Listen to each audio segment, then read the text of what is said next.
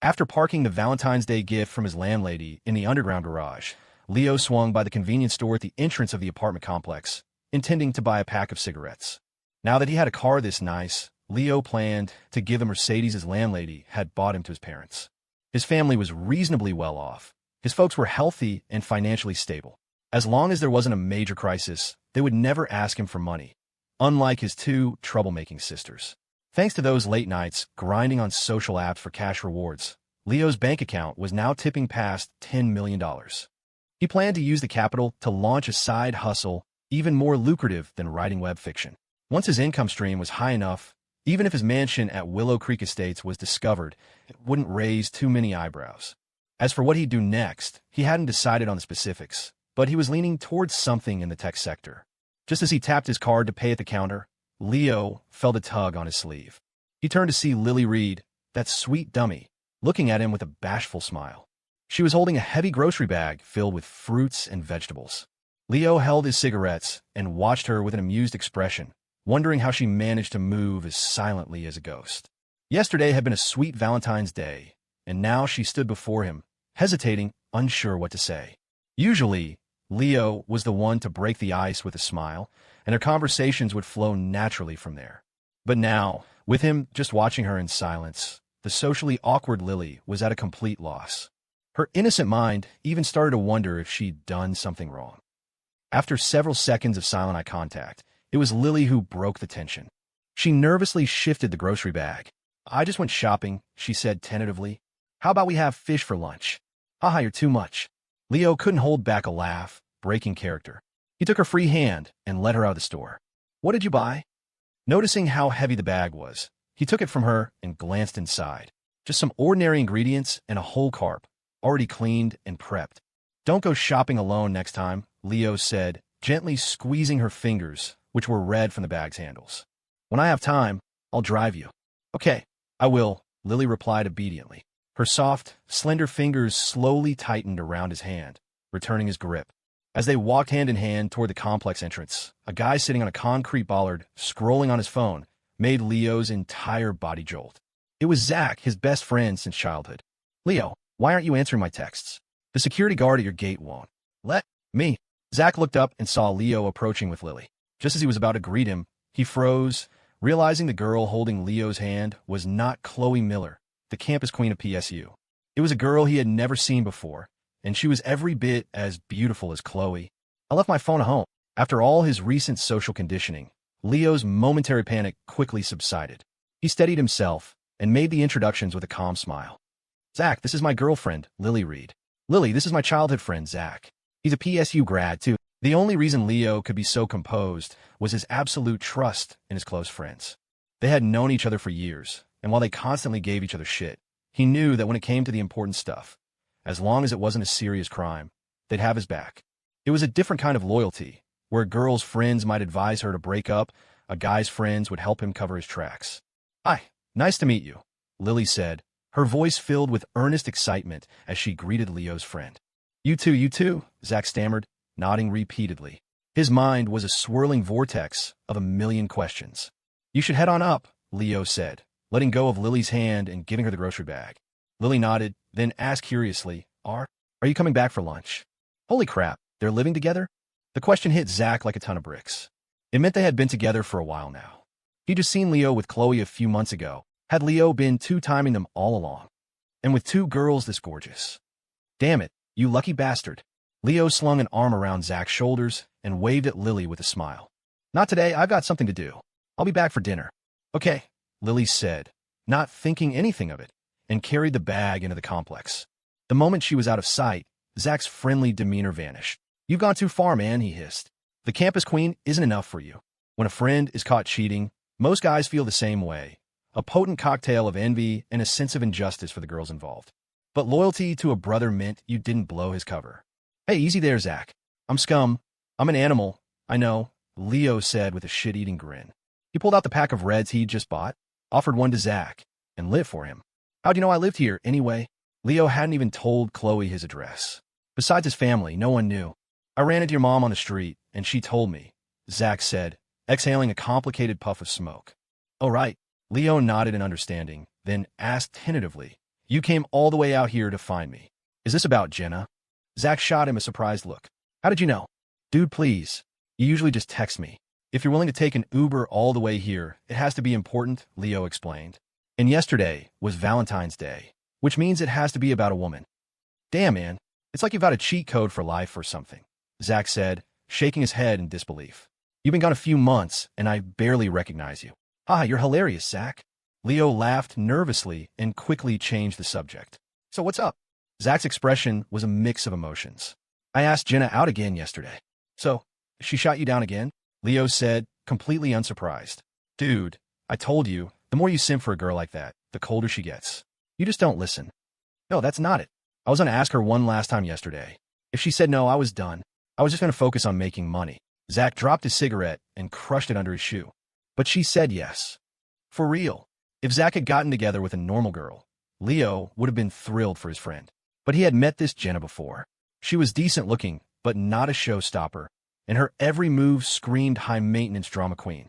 She was constantly finding new ways to get Zach to spend money on her. Whenever Zach was about to give up and focus on his job, Jenna would swoop in with some sweet texts, dangling the possibility that he could still win her over. Leo fundamentally disapproved of his friend getting involved with such a manipulative woman. He and their other friends had tried to warn Zach countless times, but he wouldn't listen, completely mesmerized by her.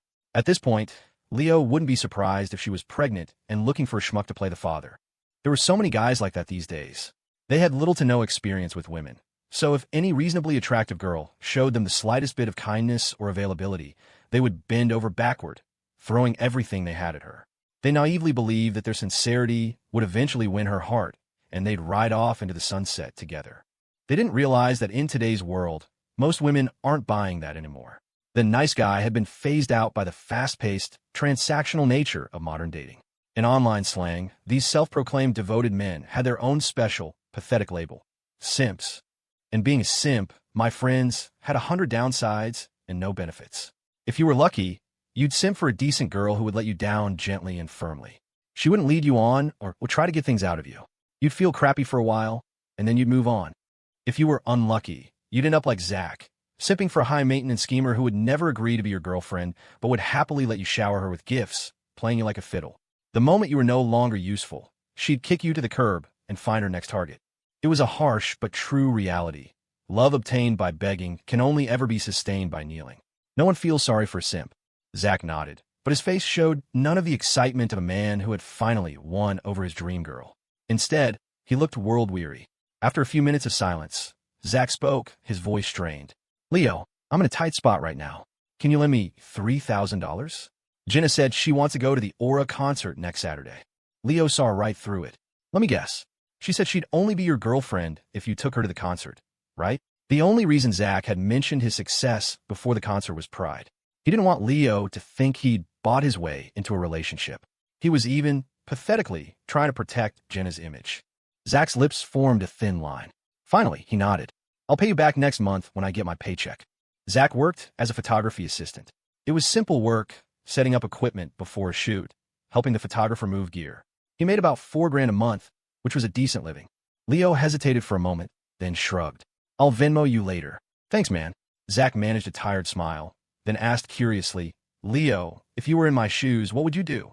He'd never been in a real relationship and had no idea if what he was doing was right. Could a girlfriend you paid forever last? Leo countered, You mean a girl who only agrees to be your girlfriend if you take her to a concert? Zach nodded, looking at Leo earnestly. I don't see a problem with it, Leo said calmly.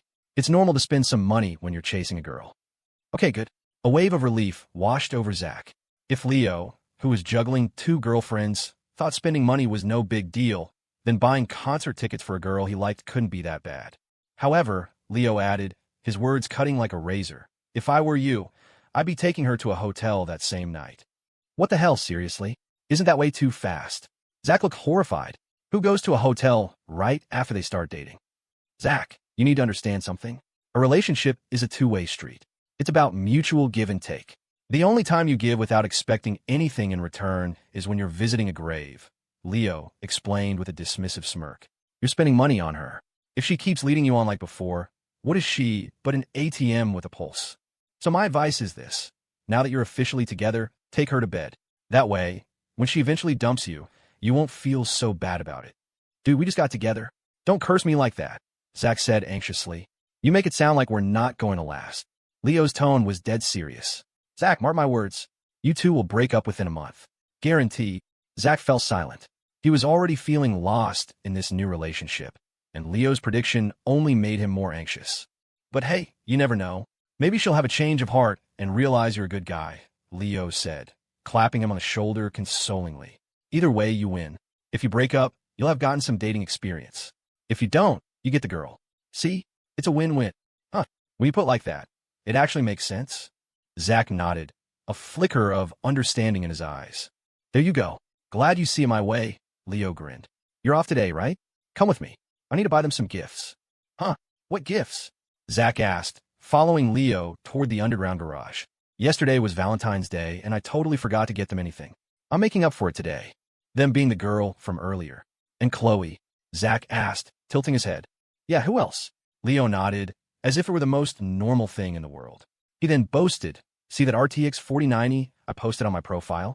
Chloe helped me get it. Zach stared at him, dumbfounded. Then, a look of disbelief crossed his face. Wait, don't tell me you spent Valentine's Day with both of them. Of course not. Don't be ridiculous, Leo corrected him earnestly. I spent the morning with Lily and the evening with Chloe. I'm not skilled enough to get them to spend the day together, yet. Damn it, that's still insane. The thought of two perfect women fawning over Leo on Valentine's Day, while he was racking his brain over a girl who could dump him at any moment, made Zach grind his back teeth in frustration. Damn it, you lucky bastard. After Leo and Zach finished shopping for gifts, it was already past 6. When they got back, Lily was in Leo's apartment, having just finished cooking dinner. Zach decided to crash at Leo's for the night and have him drive him home in the morning. In Leo's cramped studio apartment, Zach, the guest, sat on a small stool, watching with a mixture of curiosity and envy as the two of them bustled around the kitchen. He couldn't help but smile like a proud aunt watching her favorite nephew. As a photographer, Zach had a keen eye for observation. He noticed that whenever Lily had a spare moment, her gaze was fixed on Leo. The affection and dependency were practically overflowing. He had to admit, this girl's personality was perfect. She was incredibly patient and capable in the kitchen, and her every movement was calm and unhurried, giving off a gentle, sweet-natured vibe. In this day and age, Zach had almost never seen a girl his age so comfortable with household chores. Maybe this is what a real couple looks like, he thought. Who wouldn't want a girlfriend who only had eyes for them? But then he remembered that Leo was two-timing her, and a pang of worry for Lily shot through him. How was Leo going to handle things with such a pure, kind-hearted girl? If she found out he had another girlfriend, she would be devastated. Simps have a powerful capacity for empathy. Just imagining a girl that innocent crying made Zach's own heart ache. Dinner's ready, Leo announced, carrying over a pot of spicy fish, the red chili oil bubbling furiously. Zach quickly cleared the clutter off the table. Wiping the oil from his hands, Leo jutted his chin at Zach. Want a beer? Nah, don't go downstairs for me, Zach said, shaking his head, not wanting to trouble them. Don't have to. I've got some in the fridge. Leo called out to Lily in the kitchen, and she brought out 2 cold beers, opening one and handing it to Zach. Zach asked casually, I thought you were a lightweight. Since when do you keep beer around? You can blame your sister-in-law for that, Leo said, glancing at Lily, who was sitting next to him and teasing her with a smile. It was hot a while back, and she started buying me a few beers to keep in the fridge every day. Now I've kind of developed a taste for it. Lily's cheeks flushed red as she lowered her head. The affectionate title caught her off guard, but it made her incredibly happy. Is that so? Zach instantly regretted opening his mouth. He clearly hadn't had enough of being the third wheel. He glanced at the shyly blushing Lily and mustered the courage to start a conversation. So where are you from? Idaho. Lily answered earnestly, a little nervous. This was the first time Leo had brought a friend home for dinner, and she was treating it as a very important occasion. Oh, Idaho, Zach mumbled, his mind racing. He thought to himself that if he and Jenna ever broke up, maybe he'd take a trip to Idaho. He might just meet a girl as gentle and pure as Lily. So, how did Leo win you over? Lily was so introverted that Zach, usually shy himself, didn't feel his usual anxiety and could actually initiate a conversation. If Lily had been even slightly more talkative, he would have clammed up instantly. Lily glanced at Leo, a little embarrassed, and answered truthfully, I pursued him. Cough, cough, what? Zach had just swallowed a mouthful of rice and nearly choked. You pursued him? For real? Lily's face was as red as a blooming rose as she shyly nodded. When they first met, she had been the one to confess her feelings first. It wasn't wrong to say she had been the one to chase him. No way. How? Zach looked Leo up and down incredulously. Sure, the guy had cleaned up his act and stood a lot straighter now, but he wasn't that handsome. A girl like Lily, innocent, with an insane body and stunning face. Zach felt she could easily date a movie star. It was one thing for her to be with Leo, but for her to be the one who pursued him? Just eat, Zach. I'd advise you not to ask any more questions, Leo said, grinning from ear to ear. I'm afraid you won't be able to sleep tonight. Son of a bitch. Zach mentally cursed as he clinked his bottle with Leo's. The bitter beer a perfect match for the pain in his heart. We all just want you to live a good life, man, but did you have to live it this well? Making millions a month, juggling 2 campus beauties. Could he spare a thought for his friend's feelings? After dinner, Leo gave Lily the down jacket he'd bought for her. It's been getting cold lately. I got you this. Try it on when you get home to see if it fits. And happy late Valentine's Day. Lily, much like his landlady, wasn't materialistic. As long as the thought was there, she would be happy with any gift. She took the jacket, looking stunned. But you already gave me a Valentine's gift yesterday, so I can't give you one today. Thinking of the box of snacks from yesterday, Leo felt his face flush. If I want to, every day can be Valentine's Day, he said, feigning annoyance. But, no buts. Leo didn't bother explaining further. He placed his hands on her shoulders and gently pushed her toward the door. It's getting late. Go home, take a shower, and get to bed. We'll talk tomorrow night. I haven't done the dishes yet, Lily reminded him, hesitating. Forget the damn dishes, I'll do them. Now, go home and rest. After pushing Lily out the door, Leo turned back to Zach with a smirk. See? Women are so much trouble. I'm telling you, you should just stay single. Whoa, be a little nicer to her, man. Zach couldn't watch anymore. She's such a sweet girl. Why are you so impatient with her? Nicer? Is this a romance novel? Leo scoffed, then cut straight to the point. Zach, you can't be too much of a pushover or a people-pleaser with women like you are. You don't need to make a federal case out of every little thing. Think about it. When you were simping for Jenna, wasn't she always aloof and dismissive? And when you were about to give up and cut her off, didn't she suddenly start texting you again? Now that you mention it. Yeah, that's exactly what happened, Zach murmured, the realization dawning on him. Exactly. Your girlfriend isn't the Queen of England. You don't have to cater to her every whim like a servant, Leo explained patiently while gathering the dishes. If you're the only one putting in all the effort in a relationship, you gradually lose your own standing and control. She'll start to see you as clingy and pathetic, and over time, she'll grow tired of you. A breakup at that point is inevitable. Honestly, none of this is going to help you. You can memorize it all, but the next time you're in front of a girl, you'll go right back to simping, Leo said bluntly. My advice, get more practice. Once you've been around enough women, you'll realize they're not that hard to figure out. Yeah, I get the theory, Zach sighed, helping clear the table. But where am I supposed to find women to practice on? You know me. If a girl walks past me on the street, I practically shrink into my collar. Look at you. It's a miracle you even found a job. Leo couldn't help but laugh, seeing a reflection of his former, socially anxious self. After a moment of silence, Zach couldn't hold back his curiosity. Leo, what's your plan for the future? What plan? Leo asked distractedly. With the two of them, Zach pressed, his voice a mix of nosiness and genuine concern. Who are you going to marry? Or who are you going to break up with? Leo glanced up at Zach for a second before silently returning to clearing the table. Leo, I know it's not my place to say this, but you have to show some responsibility, Zach lectured, his voice rising with passion. We grew up together. I've never thought of you as the kind of asshole who just uses people and throws them away. If you don't see a future with Lily, you need to explain it to her properly. End things on good terms. Crash. A ceramic bowl slipped from Leo's grasp and shattered on the floor.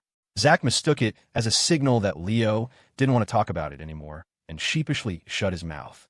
It's broken, Leo said, nudging a shard with his foot as he looked around for a broom. So what? It's just a bowl, Zach said dismissively. You're making so much money now. Who cares about one bowl? Leo grinned.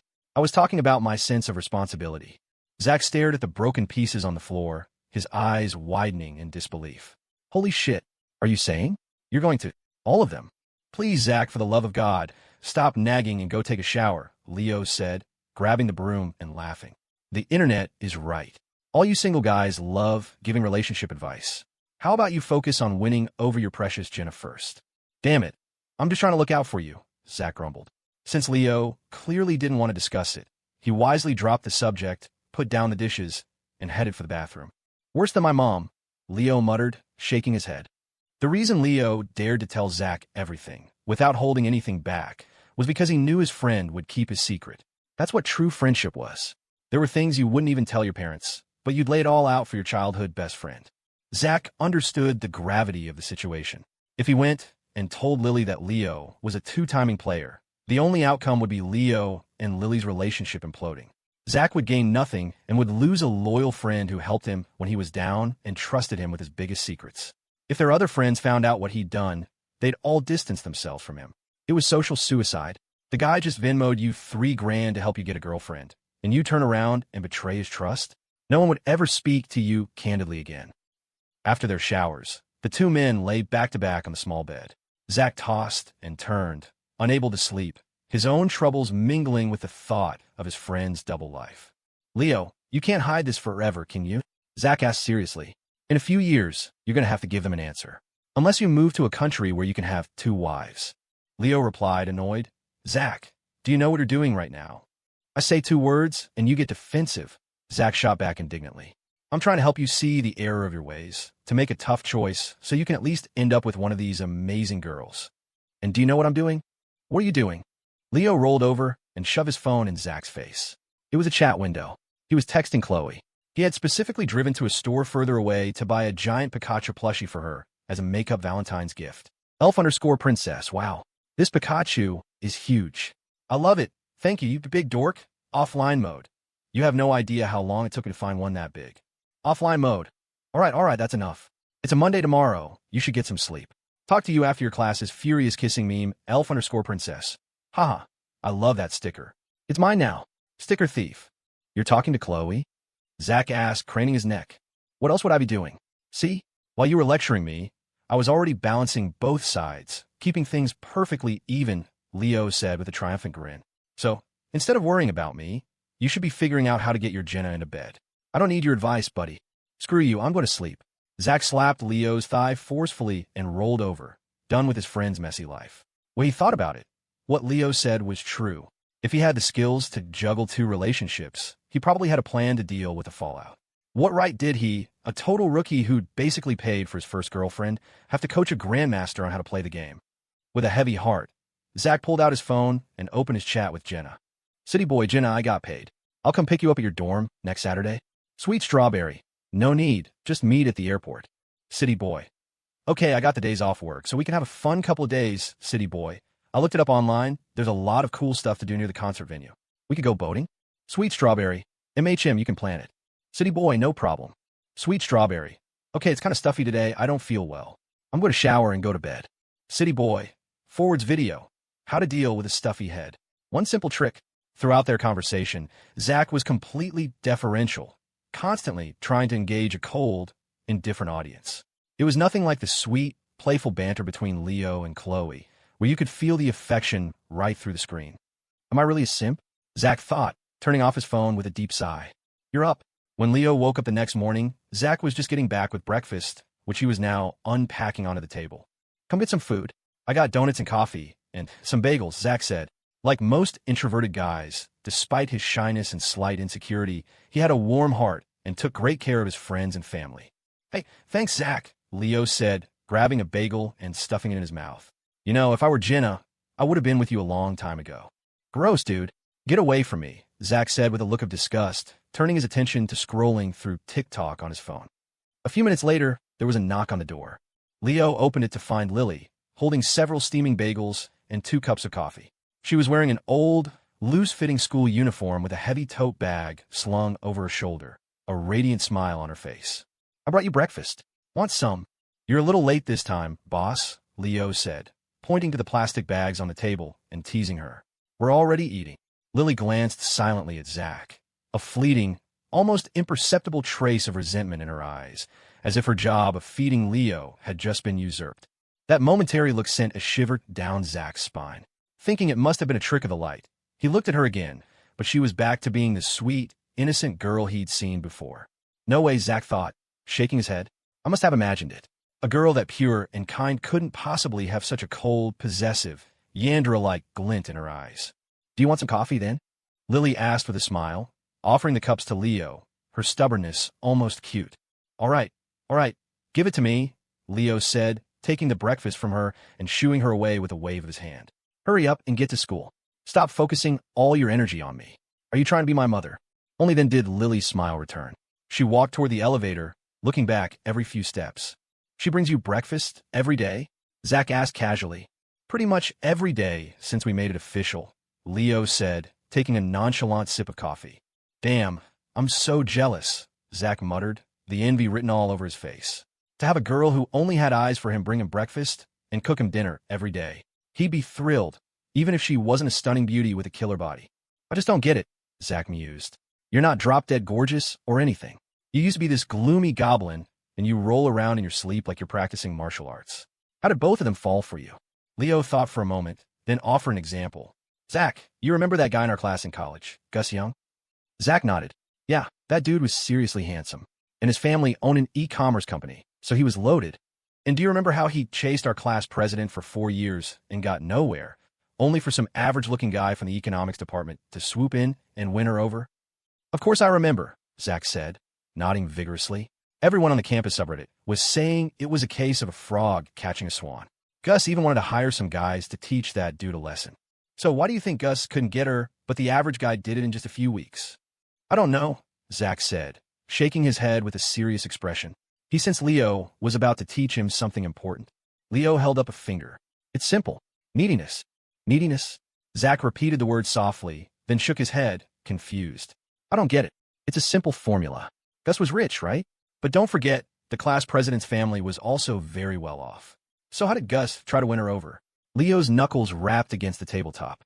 He bought her flowers, hung up banners confessing his love, flaunted his wealth. She didn't care about any of that stuff. In fact, she probably found it childish. Of course, she wouldn't want a guy like that for a boyfriend. Oh, I think I'm starting to get it, Zach said. So how do you think the other guy got her? I don't know the details, but I can make an educated guess, Leo said, taking a sip of coffee to wet his throat. Let me ask you, what was the class president's personality? Her personality? Zach thought for a moment. A bookworm, I guess. She was always either in the library or in the classroom studying, and she got great grades. That's the key. That's her need, Leo said, cutting straight to the point. And do you remember that whenever she rejected Gus, her excuse was always that she just wanted to focus on her studies and wasn't interested in dating? Zach nodded eagerly.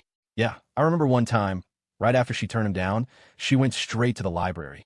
So, the other guy approached it the right way, Leo analyzed, zeroing in on the crucial detail. He must have figured out that she was all about academics and didn't want a typical college romance. So he probably used studying as an excuse to get to know her. From there, he gradually learned about her other interests and slowly won her over. Damn, if that's true, that was some serious long-game strategy, Zach said, impressed. Then he suddenly had a thought. Wait, that's not right. Didn't she tell everyone, not just Gus, that she wasn't going to date in college? Why did she turn around and get with that guy? Oh my God, you actually believe that? Leo explained, exasperated. When a girl says she doesn't want to date, it just means she doesn't want to date those guys. Unless she's sworn a vow of celibacy or there's a medical reason. If she meets a guy she actually likes, of course she's going to date him. Wow, I had no idea dating was this complicated, Zach murmured, as if waking from a dream. Then, another question popped into his head. So, how did Lily pursue you? And why did you say yes? I don't know. She just moved in 2 months ago, and we've been together for less than a month, Leo said truthfully. I thought she was beautiful and had a great body, so when she confessed, I said yes. What the hell, that's so scummy. Zach exclaimed indignantly. You agreed just because she's pretty? You didn't care about her personality at all. Isn't that obvious? She's gorgeous and has an amazing figure. Why wouldn't I say yes? Leo shrugged dismissively. Besides, if she didn't have a pretty face, why would I be interested in taking the time to get to know her personality? You son of a bitch. You're a player and you're not even trying to hide it, are you? Zach said, a strange note of admiration in his voice. Honestly, after thinking about it, Zach realized that if he were in the same situation, he'd probably do the same thing. If a girl as beautiful and well-built as Lily confessed to him, his first instinct would hardly be to turn her down. What do you mean, player? It's not just guys. Most girls think the same way, Leo added. Do you really think any girl in today's world is going to look past a guy's greasy, sloppy appearance to get to know his inner self? You can think of it this way, Leo explained with a straight face. I'm confirming the relationship first, and then I'll get to know her personality. Let's say I'm with Lily and I find out our values don't align. I'd break up with her immediately. Wouldn't you call that cutting my losses and doing a public service? And what if her values are good? If her values are good, then I'll treat her well, Leo said matter-of-factly. You know what they say on TikTok, don't fail a good girl and don't waste a bad one. Wait, are you speaking English? Zach was completely floored by Leo's twisted logic. I know what all those words mean, but when you put them together, they make no sense. No matter how you looked at it, everything he said reeked of a player's mentality. But if you thought about it, there was a cynical, pragmatic truth to it. You still have a lot to learn, little brother, Leo said, smugly tossing his empty coffee cup into the trash. All right, I have to write today, so I can't have you over for dinner. Fine by me. I've got stuff to do today too, Zach said, patting his knees as he stood up. Well, Leo, now that I'm with Jenna, I'll probably be hitting you up for advice a lot. Don't get sick of me. You got it, man, Leo said, patting his chest confidently. If you're having trouble, I can even chat with her for you. I guarantee I could have her wrapped around my finger in a week. Seriously? A week? Zach's interest was piqued. If Leo could act as his proxy and win Jenna over in just a week, he was tempted to try it. Maybe even faster. Your job and looks are decent, so it wouldn't take me long to build a compelling persona for you. You could even read our chat history to see how it's done. For a materialistic, drama-loving girl like Jenna, if Leo went all out, he could probably have her completely captivated in 2 days tops. Nah, forget it. Even if he got her interested, I'd blow it as soon as we met in person, Zach said, shaking his head. The whole idea felt weird, so he rejected it. Besides, it would feel like I was asking you to cheat with my girlfriend for me.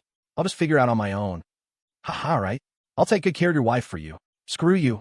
Zach laughed, putting on his jacket. I'm heading out. I'll hit you up if I have any more questions. All right, see ya. Text me if you need anything. After Zach left, Leo opened his laptop for the first time in a while and started updating his progression fantasy novel, planning to grind out some extra cash over the next few months. Zach's visit had certainly opened his eyes to some potential future complications. Of course, Leo wasn't naive enough to think that money alone could solve a love triangle, especially since neither girl was particularly materialistic. But money was still crucial. If and when the inevitable drama erupted, having deep pockets would be a massive advantage. He had already uploaded his entire backlog of chapters. With his enhanced typing speed and writing talent, Leo's fingers flew across the keyboard. After a solid morning of writing, his fingers slightly sore, he had another 100,000 words ready to go. He closed the writing software with a satisfied sigh. After uploading the day's chapter, Leo started to estimate the total value of his book. He probably had another 1,000,000 words of plot left in it. Including royalties and syndication fees, the novel might earn him a little over $10 million in total, but it would take about a year. $10 million. Back when he was a struggling writer, he wouldn't have dreamed of making that much. But now he already had that much sitting in his bank account, not to mention a $40 million mansion at Willow Creek Estates. If he stuck to just writing novels, even if every single one was a bestseller, the income would be too slow. What if I learned to produce my own media? I could adapt my novels into short-form video series. These days, many successful web fiction authors were branching out into multimedia or screenwriting. The short-form video industry was especially profitable. You take a popular novel, hire actors, and film it as a series, promoting on TikTok. Once the plot reached a major climax, viewers would have to pay to see what happened next. These short-form dramas were hugely popular on TikTok, with a massive audience. Older men loved the rural soap operas and the disgrace or return stories. Younger guys loved action-packed fantasies and reincarnation sagas. Girls were hooked on historical dramas and romance. Basically, if you had a good story and the adaptation was decent, the profits would far exceed what you could make from just writing the novel. Several big-name authors had made fortunes this way, earning many times their writing royalties. Once they built a reputation from adaptations, they could transition into screenwriting and achieve complete financial freedom. Leo's book was a huge hit. He owned the rights, and he had the divine talent, master director skill. Why sell the rights to some other media company? Why not make the money himself? Yeah, this could work. After thinking it over, Leo decided it was a viable plan. With his director talent, it was just a matter of how much he could earn. If he managed it well, it was guaranteed to be more profitable than just writing. So, Leo started researching the web novel adaptation industry. He was still deep in his research when evening came and Lily arrived at his apartment to start cooking dinner. By then, Leo had a solid grasp of the business. He created a new account on TikTok, intending to use it as the official channel for his production company. The next steps were to find actors with both talent and looks, hire a production crew, buy the necessary camera equipment, and then spend some money on TikTok to promote the series and drive traffic. So, does this mean you're going to be a director now? Are you going to stop writing? It was late at night in his small apartment. Leo was lying in bed, video calling Chloe, and explaining his plan to pivot into media production. A cold front had moved in, and Chloe had wrapped herself in her comforter like a caterpillar. Her phone was propped on her pillow, showing only her cute, delicate face and a pair of big, clear eyes. In the background, Maya Pierce was furiously tapping at her phone, playing a game and occasionally cooing praises at the guy carrying her to victory. The other roommates were all in their own beds, whispering sweet nothings to their boyfriends through their screens. All of them were attractive, but Chloe's striking beauty had always unintentionally cast them as her supporting cast. It was just a fact of life. When Chloe had been single, all the guys on campus had focused on her. Now that she was officially taken, their attention had shifted to her roommates. If you didn't find someone your freshman year, your chances dwindled with each passing semester. Probably. Once I build up a name, I'll move in that direction, Leo said, his expression serious and thoughtful as his fingers flew across his keyboard. I'm mapping out the next steps now. It's going to get busy. I'll have to spend a lot of money on actors and equipment. He appeared to be completely focused on his career plan, graciously squeezing in time for a video call with Chloe. The truth was, he was simultaneously texting Lily in the apartment next door. Fortunately for him, Lily was too shy for face-to-face video calls. A simple text conversation was more than enough to make her happy. If she were like any other girl in the honeymoon phase of a relationship, she'd be clinging to him for video calls every day like Chloe was. No matter how many excuses he made, he couldn't possibly refuse all of them. Maintaining his principle of perfect balance, Leo was also discussing his new business plan with Lily. Talking about money with Chloe felt like outlining his future for his girlfriend. With Lily, he kept the atmosphere light, more like a rogue flirting with an innocent maiden. Offline mode. If we're short on actors, I'll just pull you onto the set. Smirk, always here. I'm afraid I wouldn't be very good. But I could play a maid who doesn't speak, the kind that just stands in the background. Awkward.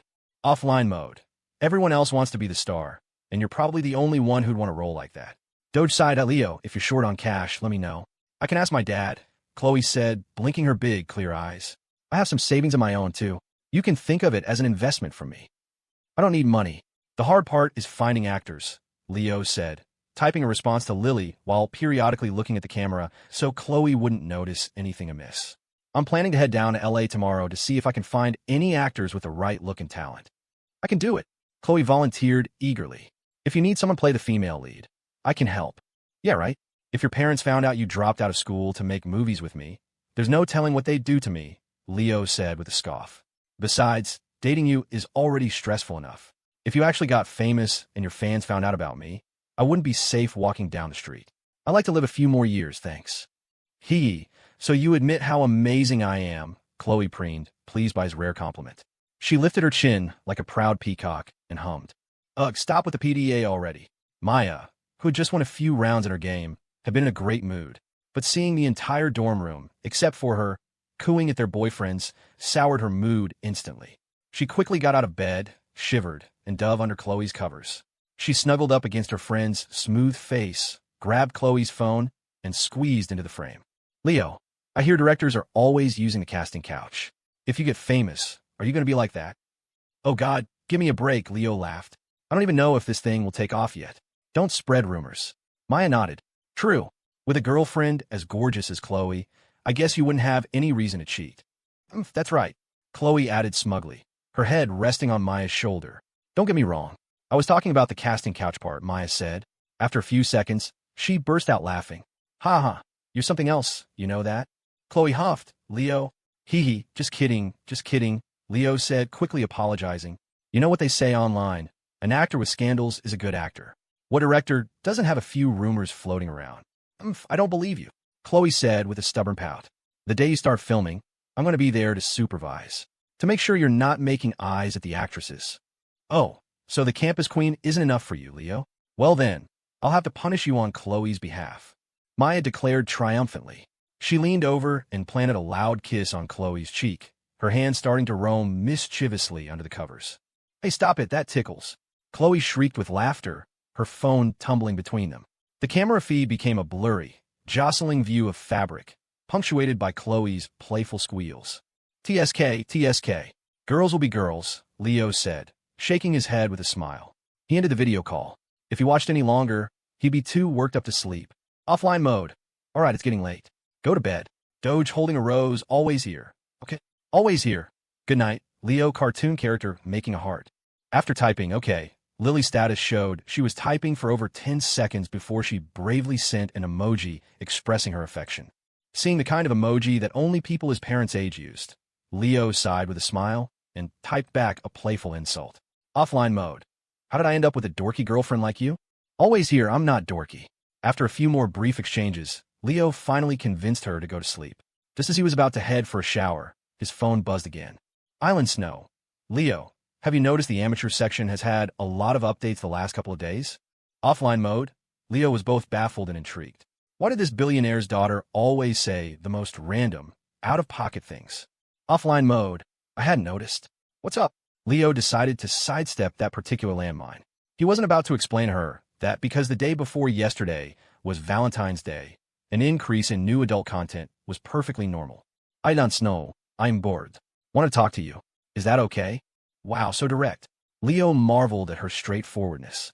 If more women were as direct as Eleanor Hayes, if they stopped asking their boyfriends bizarre, loaded questions and playing petty mind games, there would be far fewer jaded men and lovesick simps in the world.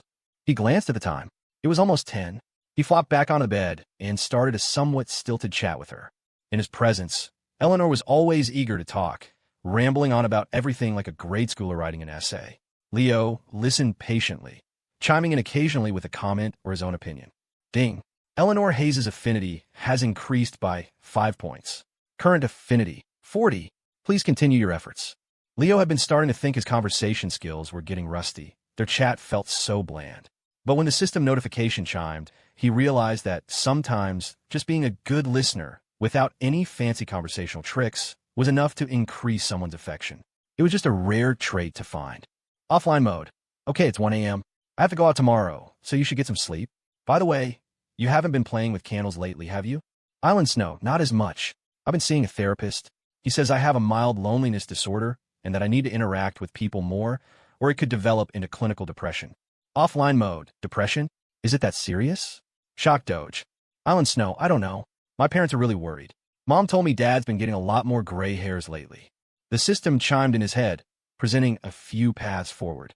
One was a cynical dismissal of her problems, while another suggested a more direct, helpful approach. As Leo was weighing his options, another message from Eleanor came through, a voice message. Leo, can I hear your voice? Her voice had a gentle, refined quality to it, a mix of girlish delicacy and the ingrained distance of the mega-rich, all tinged with a sort of weary exhaustion. How can you be lonely when you're rich? Leo murmured to himself with a wry smile, echoing one of the system's cynical prompts. Honestly, don't get it. I guess this is just one of those rich people problems. Considering her condition, Leo thought for a moment and then sent a voice message of his own. Wanted to take you to LA for a bit tomorrow. Her reply was almost instantaneous, her voice vibrating with excitement and urgency. It was just 2 words, yes. Please. As if afraid he would change his mind, she quickly followed up with a text. Island Snow, yes. I want to. All right, we'll meet at Waterfront Park tomorrow morning, Leo said, adding a serious condition. But you can't bring any bodyguards. No one following us. I don't want my life disrupted by other people. Eleanor's status was too high profile. Leo didn't like being in the spotlight. More importantly, his current status as a 2-timing player didn't allow for it. He wanted to keep as low a profile as possible.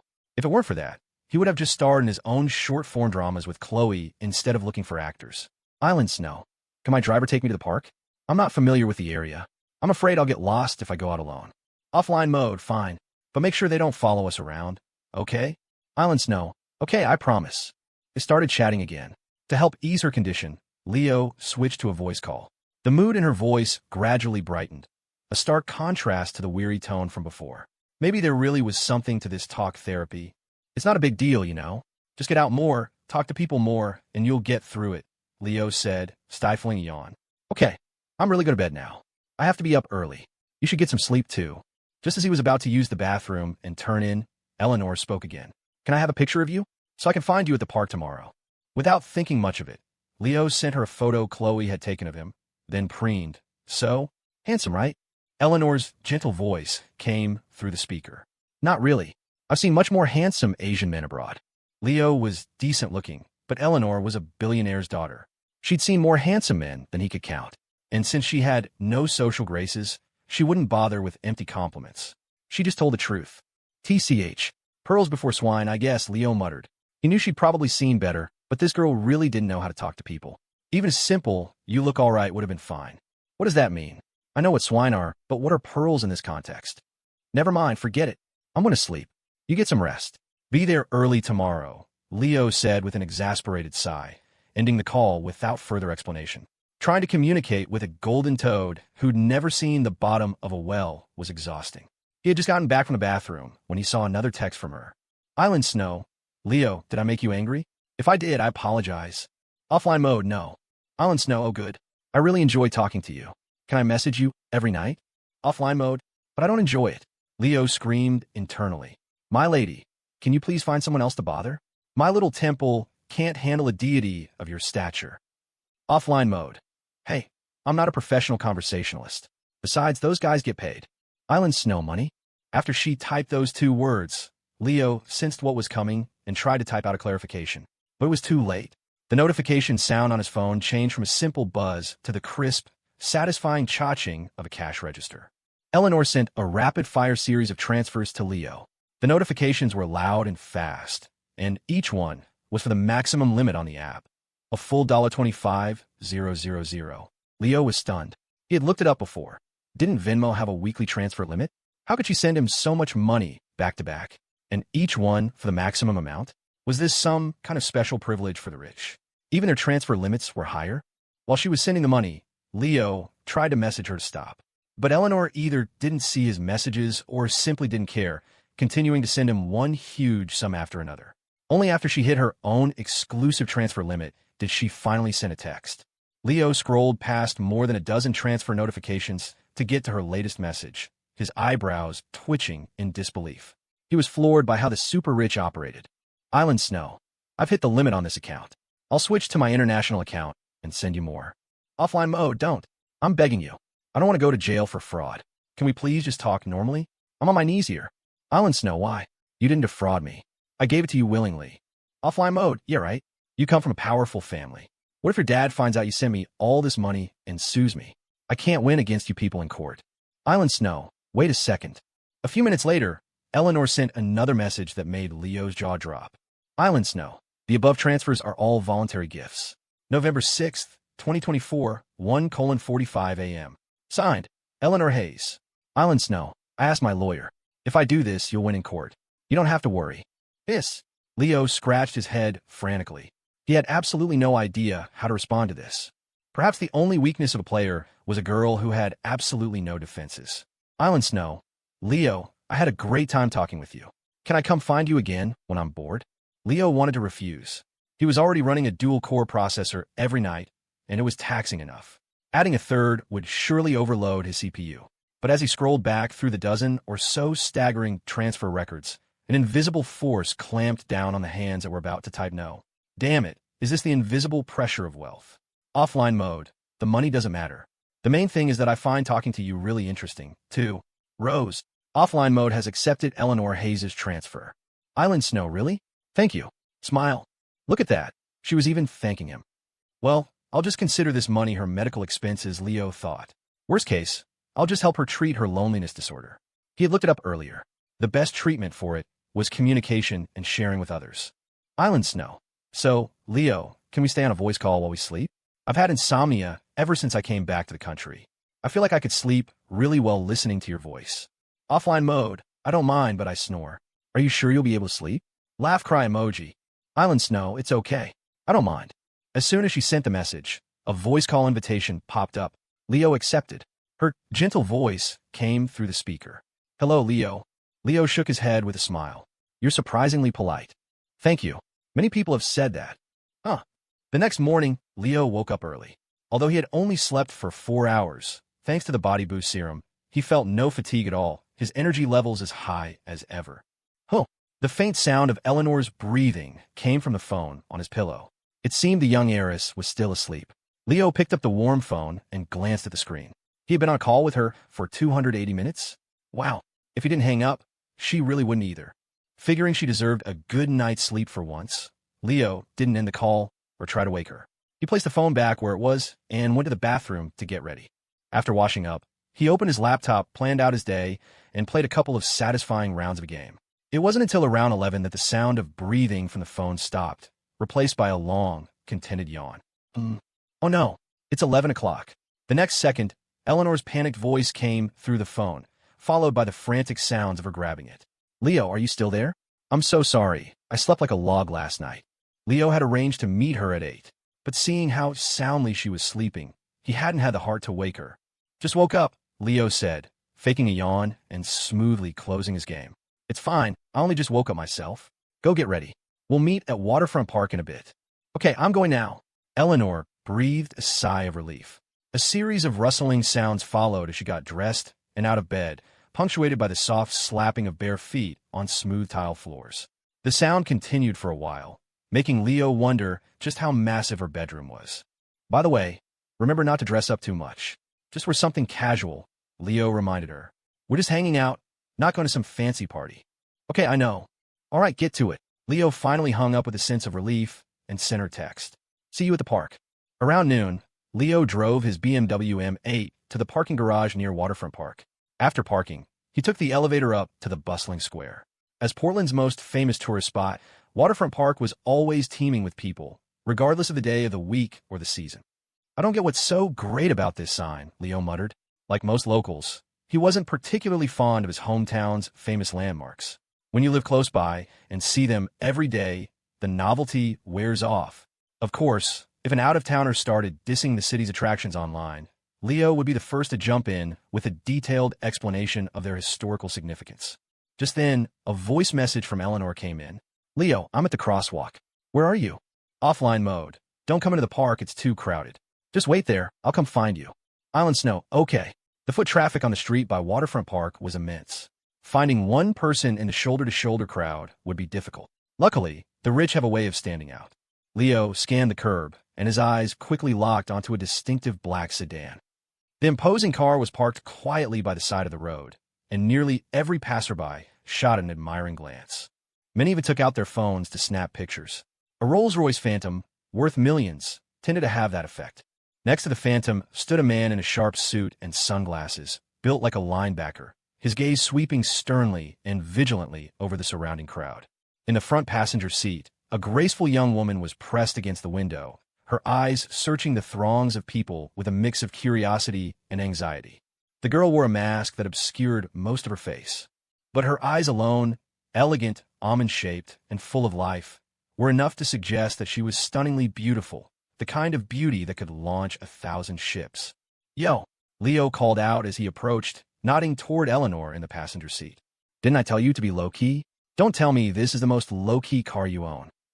Leo, a visible wave of joy washed over Eleanor's eyes. She eagerly opened the car door and ran toward him with quick, happy steps, like a fan meeting their idol. Leo was taken aback by her sudden, intense enthusiasm. Eleanor's outfit today was indeed very simple, just a white, cinched-waist dress. Her jet black hair fell like a waterfall over her shoulders, brushing against her fair skin, as smooth as silk. But most of her face was sealed away behind the black mask. Dressed like this, she could have easily blended into the crowd like any other girl. The only thing that set her apart was the unmistakable aura of wealth and privilege that she couldn't hide. Just standing there, her cool, languid eyes gave off an indelible sense of nobility. Money really could change a person's entire bearing, especially for someone who had been born with a silver spoon in her mouth. Eleanor was tall and slender, the skin on her neck as white as snow. From head to toe, she radiated an indescribable aloofness that kept people at a distance. Hold on a moment. The bodyguard instinctively moved to step between them, glaring at Leo. Miss, is this your friend? Yes, that's right, Eleanor replied excitedly, and the bodyguard's expression immediately softened. Mr. Shepard, hello. May I ask where you plan on taking our young lady?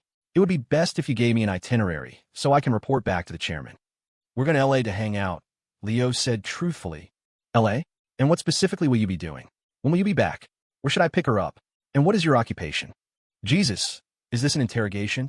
Are you coming or not? Leo shot an annoyed look at Eleanor. Eleanor immediately remembered what he'd said about not wanting to be conspicuous and gave her subordinate a firm order. That's enough. You could drive back now. I'll call you when I'm done. And don't follow us. But miss, the chairman said I must. No buts. Just go. Eleanor's voice turned a little cold.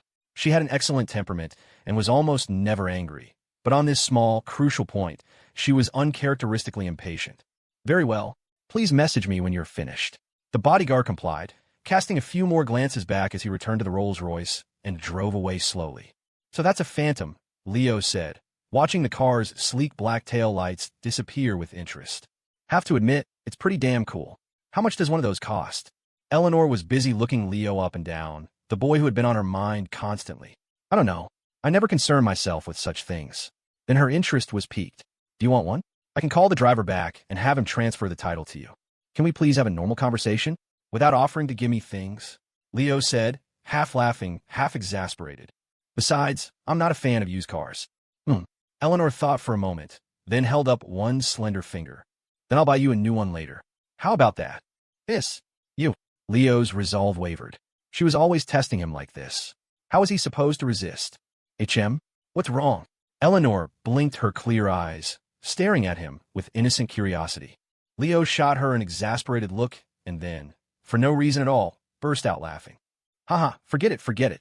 Come on, let's go to the parking garage. Okay. Once they were in the BMW M8, Leo glanced at Eleanor, who was still wearing her black mask. Are you planning on wearing that the whole time?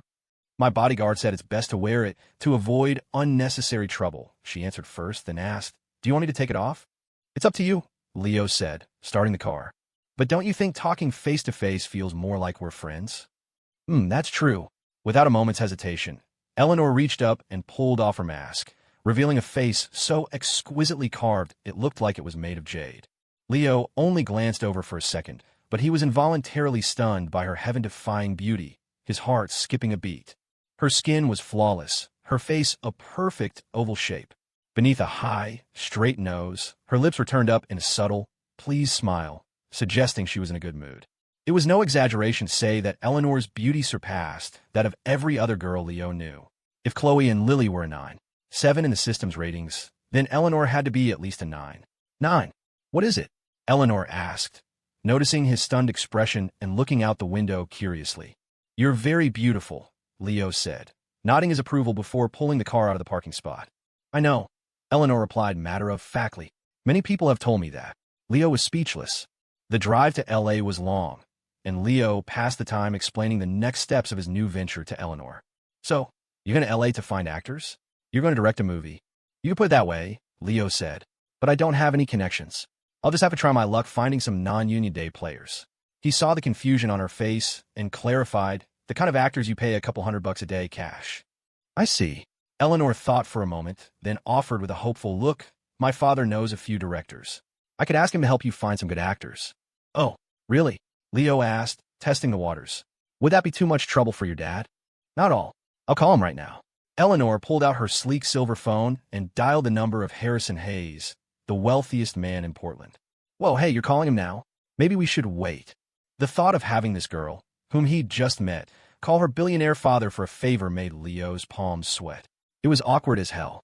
It's fine. You're my friend. This is something I should do for you. She gave him a small smile as the call connected. A slightly gravelly man's voice came through the speaker, seemingly amplified on purpose. Hello, Eleanor. How are you in this? Leo Shepherd fellow, getting along. Leo immediately recognized the tactic. Harrison Hayes was deliberately using his name, a clear warning shot. His precious daughter was being driven to L.A. in broad daylight by some guy she just met, with no security detail. Any normal parent would be worried, let alone a man of Harrison's stature. We're on the road. We'll be there in 34 minutes, Eleanor said, glancing at the GPS before getting straight to the point. Dad, Leo is making a short-form series, and I remember you have some director friends. Could you ask them to help him find a few good actors? A heavy silence fell on the other end of the line. Leo cringed so hard his toes curled inside his shoes. He'd only mentioned it in passing, and she'd just brazenly asked her father for a massive favor. A shrewd businessman like Harrison Hayes, who had clawed his way to the top, would definitely assume Leo was just using his daughter for her connections. Of course, Harrison's voice returned. sounding surprisingly relaxed. Arthur Shaw is actually filming in LA right now. Go find him when you get there. I'll give him a heads up. They chatted for a few more moments before hanging up. Good Lord, could you maybe not be so direct next time? Leo said with a wry smile. I just met you, and you're already having your dad pull strings for me. He's going to think I have ulterior motives for hanging out with you. Eleanor considered this. Will he? Leo decided not to explain further. She probably didn't care about the complex web of social favors and obligations. Why waste his breath? Back in Portland, traffic came to a halt at a red light on a main drag. Leo took advantage of the brief pause to look at the living, breathing enigma in his passenger seat. The daughter of Portland's wealthiest man, the untouchable heiress who frequently appeared in financial news, the one the paparazzi didn't even dare to invent rumors about, was sitting in his passenger seat. Even more surreal, she had just called her billionaire father on his private line to help Leo find actors for his tiny project. The whole thing felt jarring, like a glitch in reality. Is there something on my face? Eleanor asked, her expression as placid as ever as she met his gaze. But if you looked closely, you could see a flicker of excitement, of joy in her eyes. Her posture was perfect, her back straight against the seat, her hands resting primly on the hem of her dress. She exuded a ladylike grace, a habit cultivated over a lifetime. To Leo, though, it looked almost pathologically rigid. No, it's just, you don't feel real sometimes. The light turned green, and Leo hit the gas. By the way, what did your parents say about you going out today? If the security guards knew she was with him, her parents definitely knew. Otherwise, Harrison wouldn't have known his name. Leo was willing to bet his entire life story had already been thoroughly vetted by them. They were very happy, Eleanor said, tucking a strand of dark hair behind her ear. Her tone softened into a faint smile. Since I came back to the States, I haven't once expressed a desire to go out. She paused. And I'm very happy to be out with you. I feel like my mood has improved just by being around you. Staying cooped up at home will mess with your head, Leo said with a smile. It's a sickness of the heart. Get out more, and you'll get better. Can I come find you again then? She asked hopefully. Like today. Of course. Anytime I'm free, you can call me. This girl had helped him so much already. He couldn't just take her money and connections without offering something in return. Okay, thank you. Eleanor's smile was radiant, as bright as a star, possessing both a sweet charm and a disarming sincerity. There you go. See how much better you look when you smile. Leo's own mood lifted. Don't always wear such a stern face. People will think you're cold. So, is this Arthur Shaw your father mentioned? I don't know. He said someone would meet us in LA. We'll find out when we get there. Okay. They arrived in LA, the sprawling heart of the American film industry. This seemingly ordinary place was a crucible of dreams and determination, the cradle where countless actors and directors chased their ambitions. The studio lots were filled with hyper-realistic sets, from ancient cityscapes to fantastical landscapes, serving not only as filming locations, but also as tourist destinations. Just then, a lean man in a baseball cap walked briskly toward them. Leo squinted, studying the man's features. His jaw dropped, and his eyes widened in disbelief. Was he really about to ask a titan of the industry to help him cast a low-budget adaptation of his web novel? This had to be a joke. Miss Hayes, a pleasure. Your father just called me. Arthur Shaw's posture was slightly stooped, but his greeting was warm and amiable. He looked at Eleanor with a probing curiosity. I hear you're interested in making a film? Shaw had met Harrison Hayes a few times while shooting in Portland and had seen his daughter on occasion. Though they had no real connection, politeness and enthusiasm were mandatory. Eleanor smiled courteously. Mr.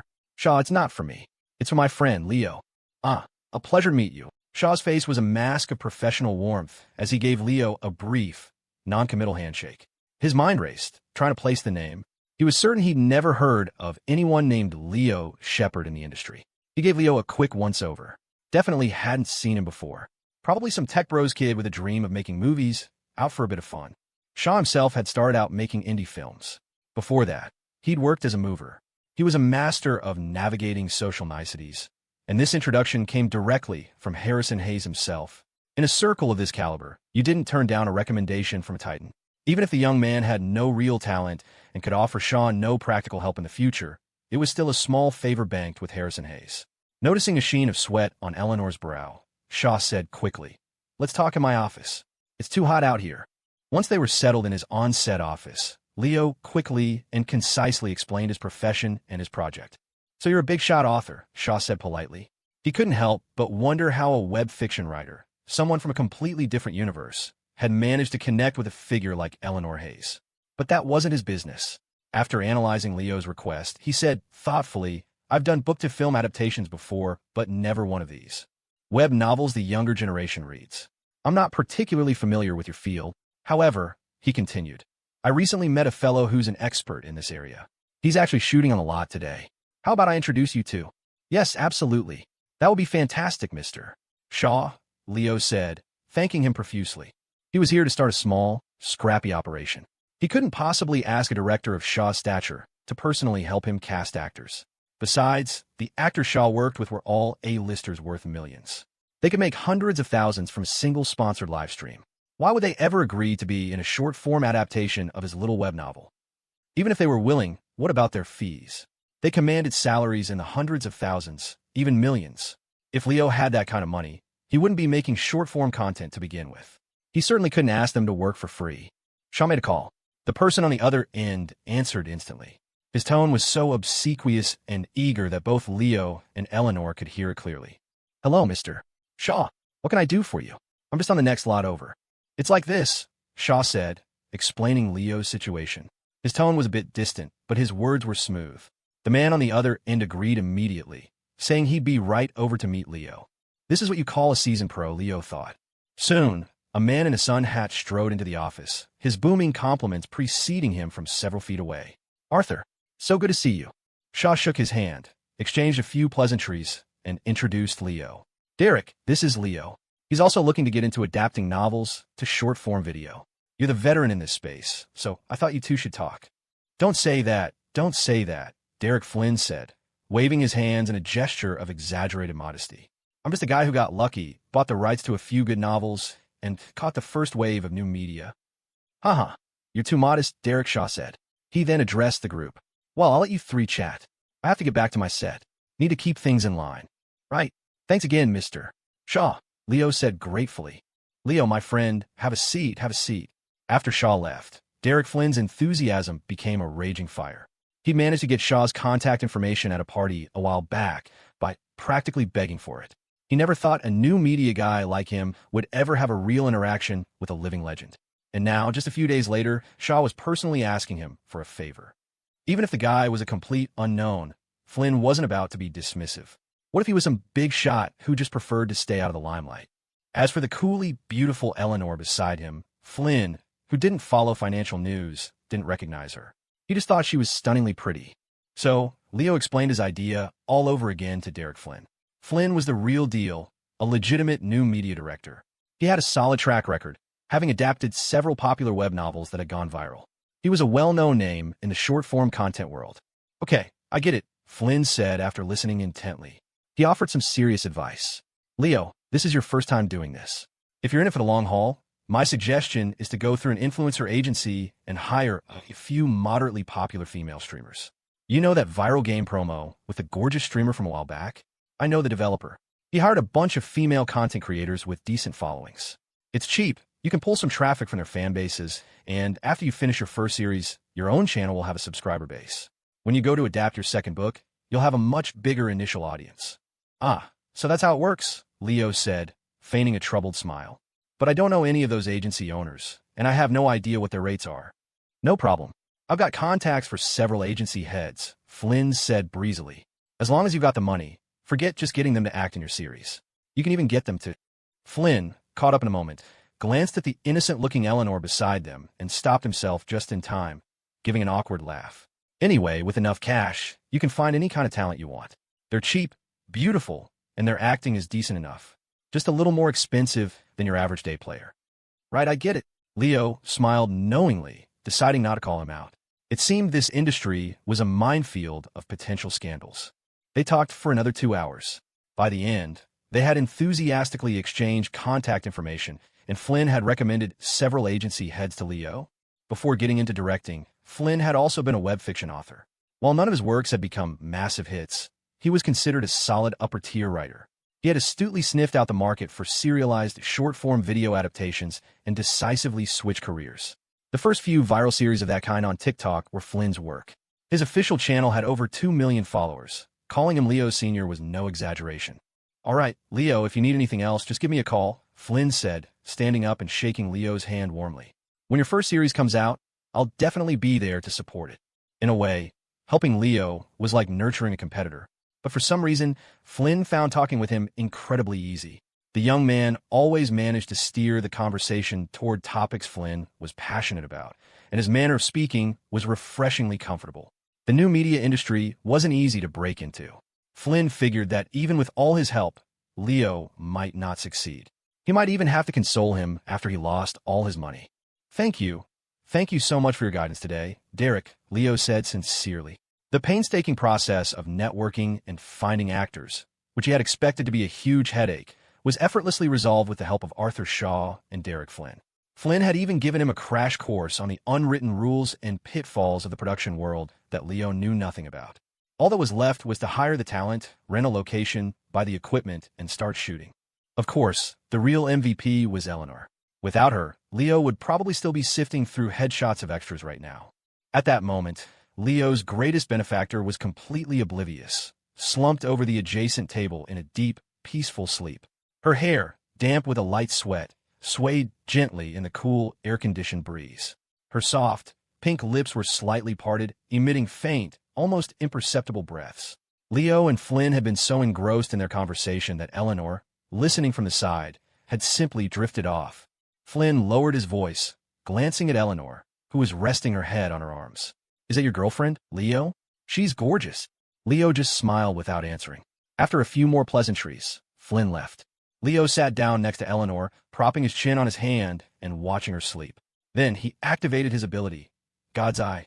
Name, Eleanor Hayes. Gender, female. Age, 23. Appearance, 9'8". Height, 5'8". Weight, 117 lbs. Interests, watching educational films, masochism, submissive tendencies, NTR enthusiast, enjoys experiencing completely new things.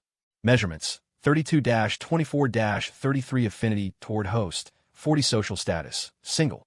Current physical condition, mild anxiety, nervous exhaustion, moderate loneliness disorder, insomnia, anemia, poor appetite.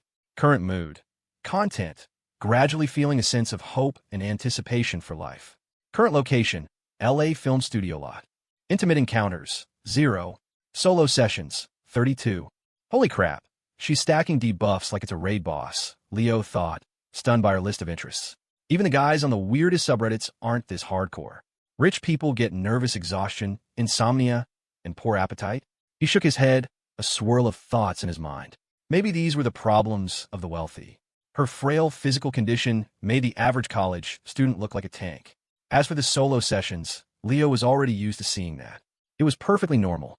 In fact, for someone with such unique tastes, 32 times was practically monastic self-control, gradually feeling a sense of hope and anticipation for life. Leo silently repeated the line, abandoning the idea of waking her. He sat quietly beside her and started scrolling through a novel on his phone. In some ways, Eleanor's life was probably less free than that of the sweet, simple girl across the hall from him, Lily Reed. It wasn't until after 7 in the evening, when the extras were all clocking out, that Eleanor groggily opened her eyes. She stared at Leo, her eyes still clouded with sleep, and it took a long moment for her to orient herself. "Are you done talking?" "All done." Leo looked at the red marks on her pale cheek where she'd been resting on her arm and chuckled. "It's pretty impressive you can sleep like that for a whole afternoon." "I don't know why, but I feel like I sleep so well when you're nearby," Eleanor said, stretching languidly, her supple body arching gracefully. "These last 2 days have probably been the most restful I've had since I came back to the States." "Are you hungry?" Leo stood up. "You helped me out big time today. Let me treat you to dinner. Pick any place you want." "Okay," she agreed, a note of anticipation in her voice. She pushed herself up from the table, but as she took a few steps, a wave of dizziness washed over her. She swayed backward, but Leo was quick enough to catch her. "You shouldn't move so fast with your anemia," he said, then asked with concern, "How are you feeling? Should I call your security?" Staring at the face of the boy she had been thinking about constantly, a torrent of long-suppressed emotions churned within her. Spurred on by this nameless feeling, Eleanor grabbed Leo's arm and, on impulse, leaned in to kiss him. Startled by her sudden move, and with the image of her terrifyingly powerful father flashing his mind, Leo reacted without thinking. He let go of her, interrupting her advance.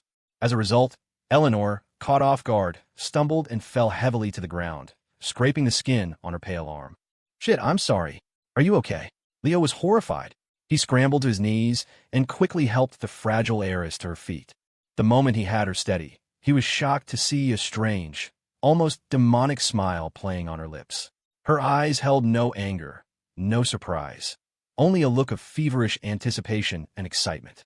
Her breathing grew heavy and ragged. I'm fine." He had been wondering why she would react like that. But then he remembered her list of interests, and everything clicked into place. "Oh, you've got to be kidding me," Leo thought with a jolt of alarm. "Yes, I'm back in the country. I won't be going abroad again for the foreseeable future. Thank you, Professor. Have a good day." Inside the BMW, Eleanor was speaking fluent, unaccented English with a professor overseas. Leo, sitting beside her, was a little stunned. He found it hard to reconcile the quiet, scholarly, and beautiful young woman before him with the pervert whose M-side had just flared up a moment ago.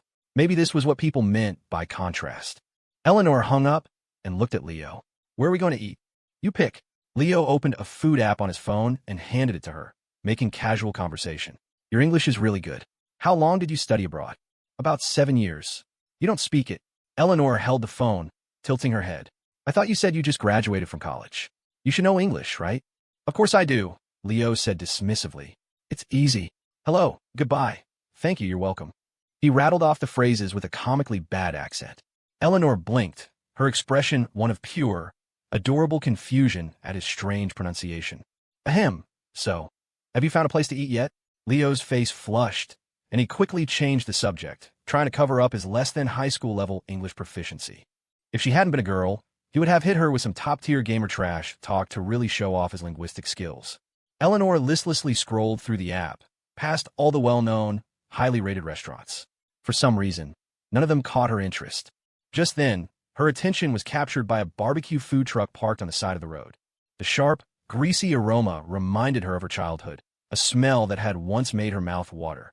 Her parents, who had always been incredibly strict about her diet, had absolutely forbidden her from eating such low-quality junk food. A wave of nostalgia hit her. Pointing decisively at the food truck across the street, she said excitedly, "Leo, I want to eat that." "A barbecue truck? You really know how to pick 'em." Leo chuckled, expertly turning the wheel. So it was true. Rich girls really were drawn to this kind of junk food. "Warum kommt's HOT Landlady?" He parked by the curb. Eleanor, as excited as a little girl, practically sprinted to the smoky, fragrant truck. She scanned the ingredients in the cooler with a mixture of novelty and thrill, looking like a princess on a secret excursion who had just discovered candied apple for the first time. "Leo, I want this," she exclaimed, pointing at a splayed-out bloody frog. "Whoa, starting with the hard stuff, are we?" Leo teased. He grabbed a basket, picked up 2 frog legs, and handed it to her. "Get whatever you want." "Okay." Eleanor tucked her hair behind her ear and, with the patient curiosity of a debutante, began selecting items from the cooler. Within minutes, her small basket was overflowing entirely with meat. Not a single vegetable in sight.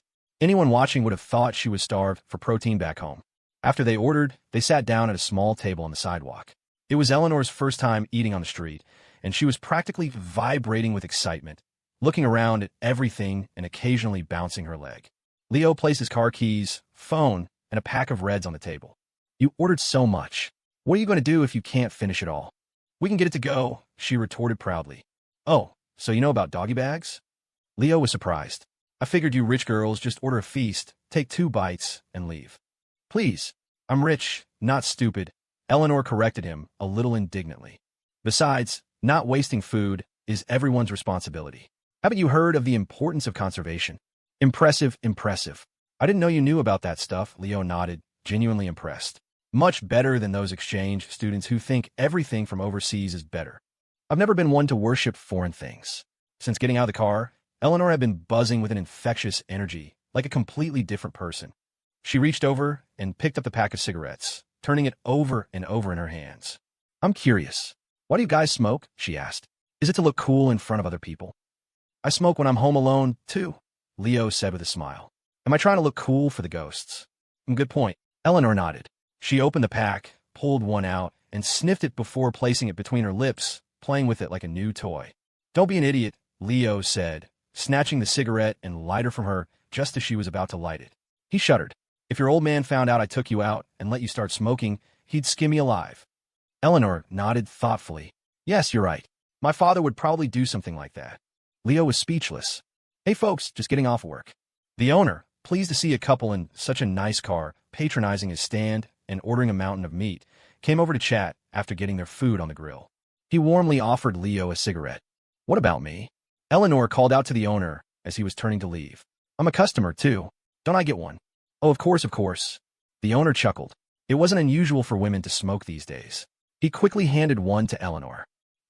Eleanor took it with a silly grin, looking validated. She played with it for a moment before generously offering it to Leo. Here, you can have it. I don't know how to smoke anyway. You're a special kind of innocent, aren't you? Leo laughed, charmed by this sweet, clueless heiress. What small town had let this adorable dummy wander out on her own? They chatted for a few more minutes until the first skewers of grilled shrimp were ready. Eleanor, who had never eaten anything with a shell before, looked helplessly from the shrimp to Leo, who was already peeling one.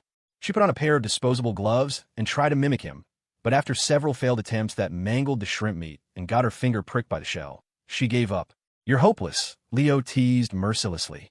He held out a perfectly peeled shrimp. Here you go, little heiress. Eleanor's eyes lit up. She opened her full, pink lips and took a bite of the shrimp tail he offered. So, is it any good? What the hell are you? Leo's entire body went rigid as he felt a nimble tongue start licking and swirling around his fingertips. What the hell are you doing? Feeling his fingertip being enveloped by her soft, wet tongue, Leo yanked his hand back with a sharp pop, a thin, glistening thread of saliva connecting them for a brief moment. Can you please be normal? What if someone sees? His heart hammered against his ribs as he ripped off the disposable glove, nervously scanning their surroundings. Thankfully, no one seemed to have noticed.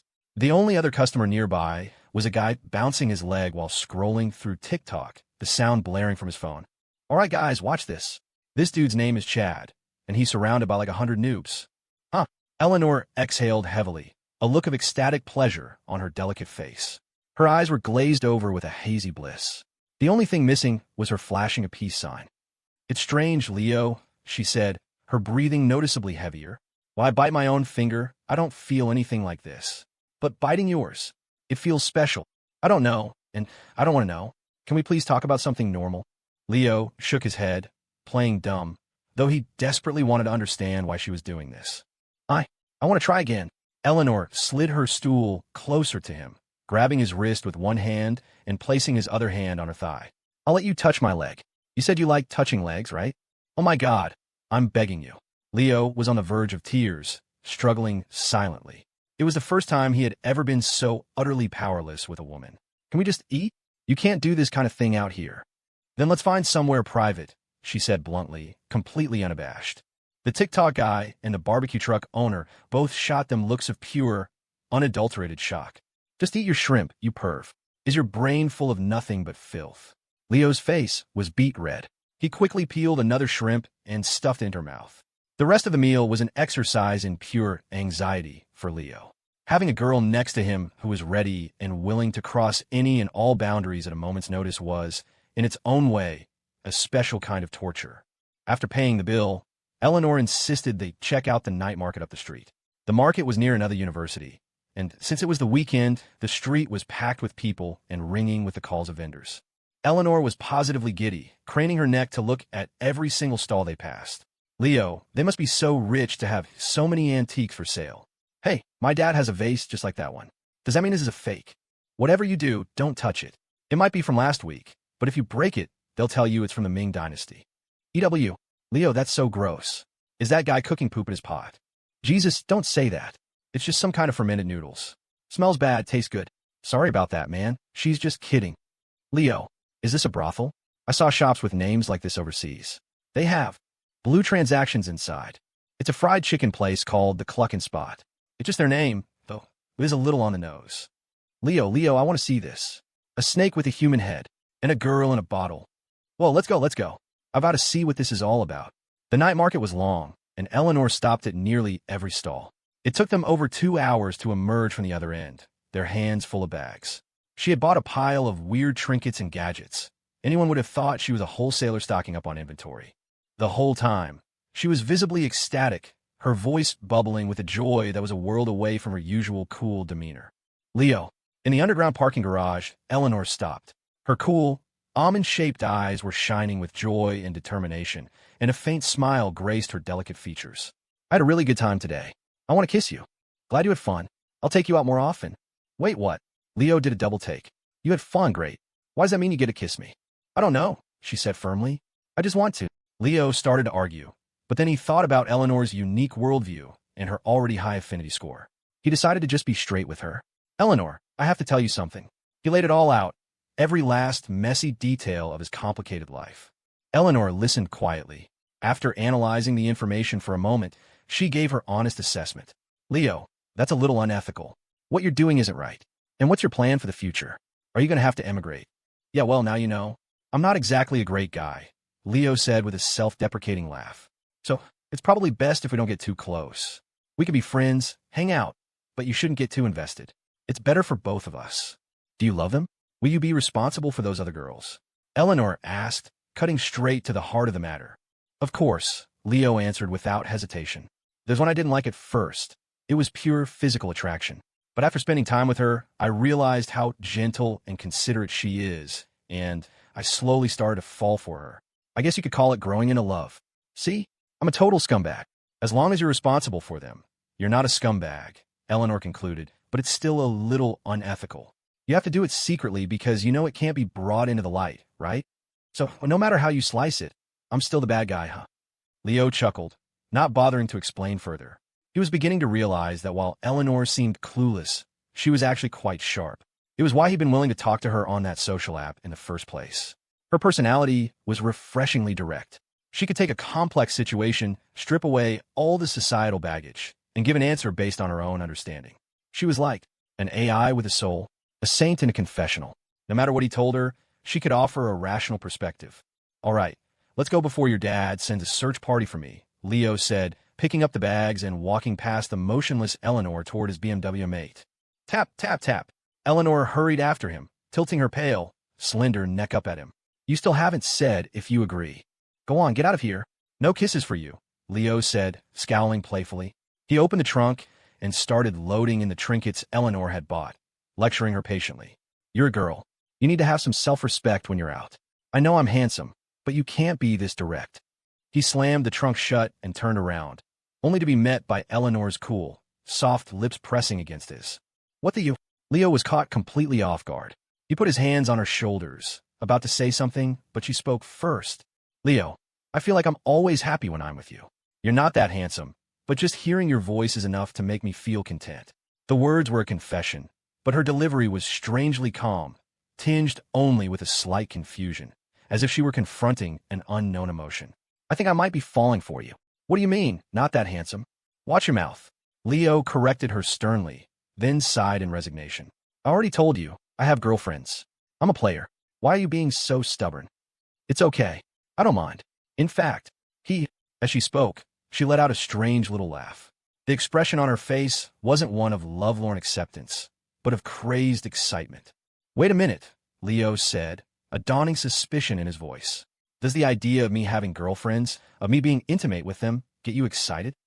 MHM, that's right. Eleanor nodded without hesitation. If you did it in front of me, I'd be even more. Okay, that's enough. A young couple walking by shot them a curious look. Leo quickly clamped a hand over Eleanor's mouth, terrified of what other depraved thing she might say. This was just bizarre. Most people with an NTR fetish kept it to themselves. This girl seemed determined to broadcast her unique sexual preferences to the world. You'd better think this through, Leo warned her mercilessly. A girl as beautiful as you confessing to a guy like me. I don't really have a reason to say no. He continued, but let's be clear. If we were to, do something one day, I'm the kind of guy who might just pull up his pants, kick you out of bed, and never speak to you again. Oh, really? Eleanor's voice suddenly became breathless, her breathing quickening again. Crap, I forgot you're into BDSM too, Leo muttered, running a hand through his hair in frustration.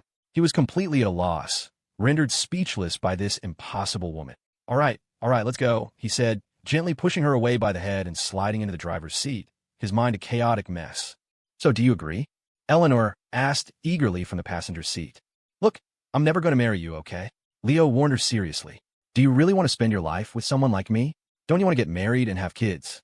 Will you be as good to me as you are to the other girls? Like today, she asked coolly. How was I good to you today?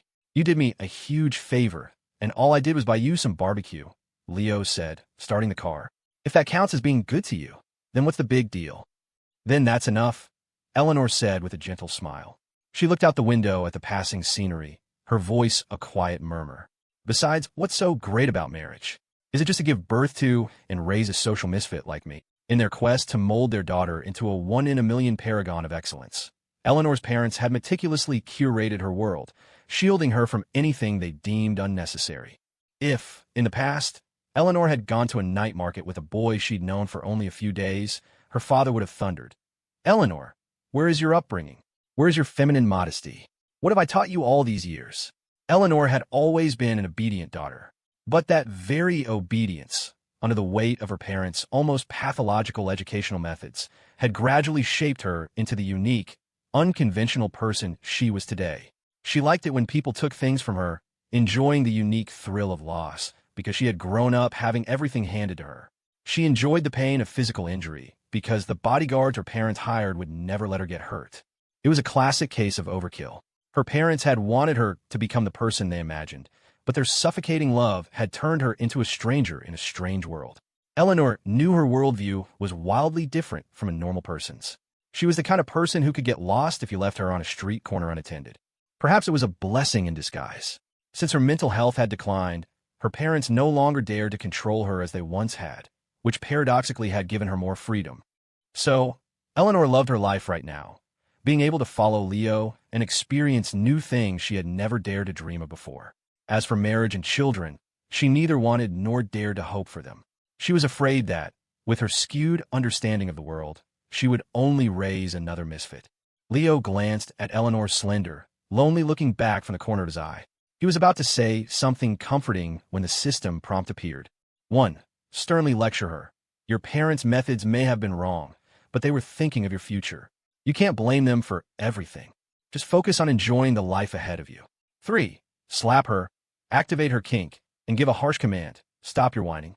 Tomorrow, you're bringing over all your toys, and I'm going to educate you in a way your parents never could. Don't overthink it. Your life is pretty good right now, isn't it? Your parents don't dare to control you anymore. You can do whatever you want, Leo said, steering with one hand and taking Eleanor's cool, delicate hand with the other. You have to live in the moment. Just focus on enjoying the life ahead of you. I'm going to be busy for the next few days, so if you get bored, you can tag along. Every day. Until I'm done with this project, every day. Okay. Thank you, Leo. Eleanor's mood brightened considerably. Her face lit with an ecstatic, hopeful smile. She clutched his hand like a precious treasure, lifted it to her face, and began gently tapping her cheek with it, a look of excitement growing in her eyes. Leo wasn't applying any force, so the taps were light.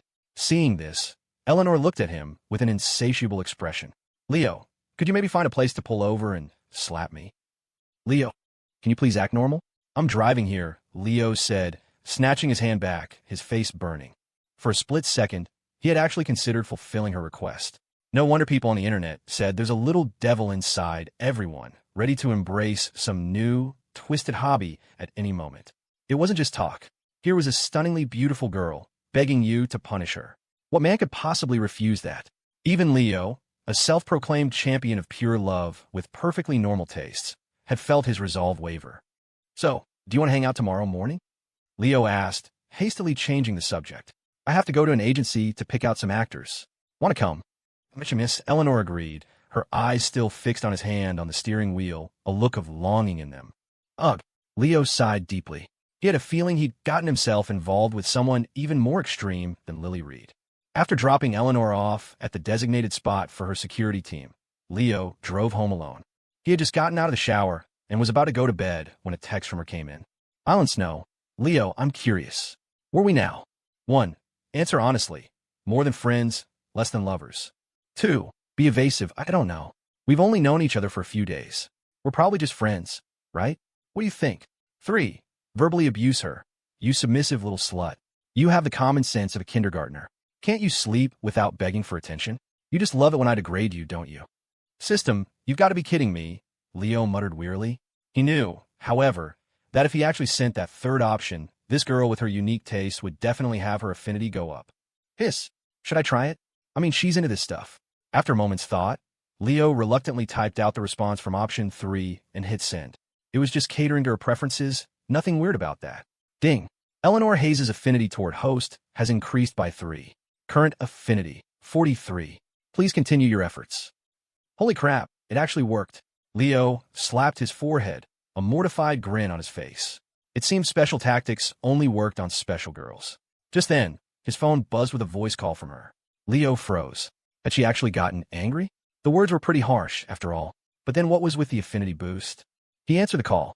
The other end was silent, except for the sound of increasingly heavy breathing. Hello. Leo. No way. I thought you'd like that kind of talk. Are you mad?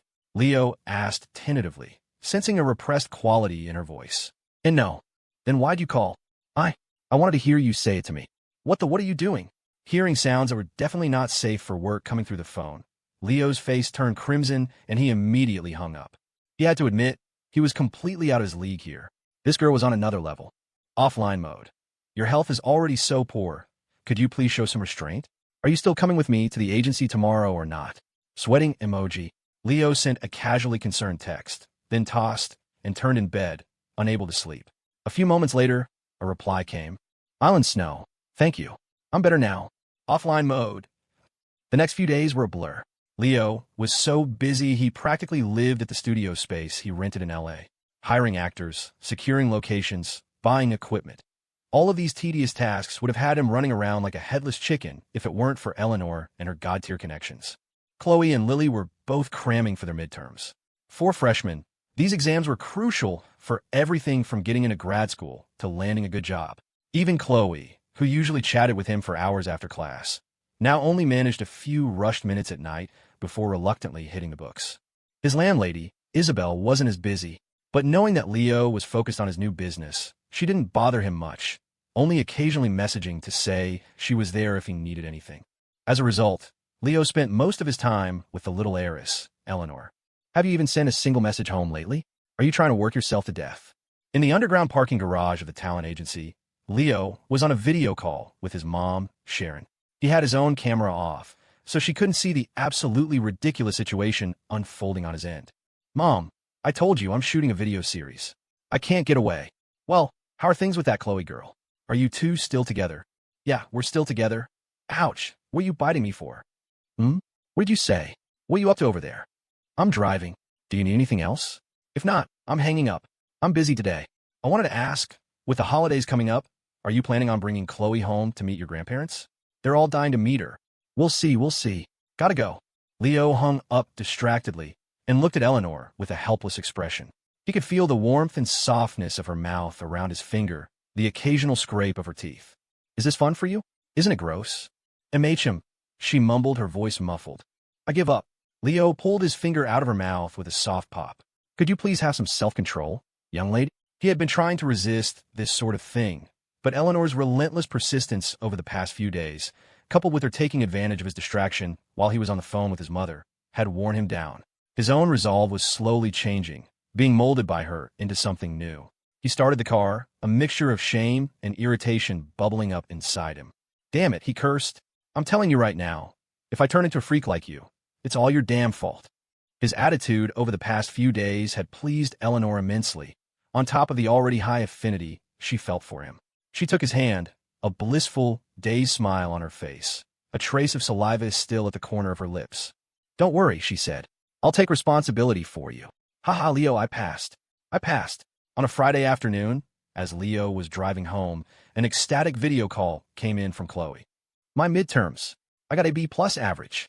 Aren't I amazing, you big dummy? Damn right. You are, Leo said with a nod of approval. A B+ wasn't exactly genius level, but it was a solid score.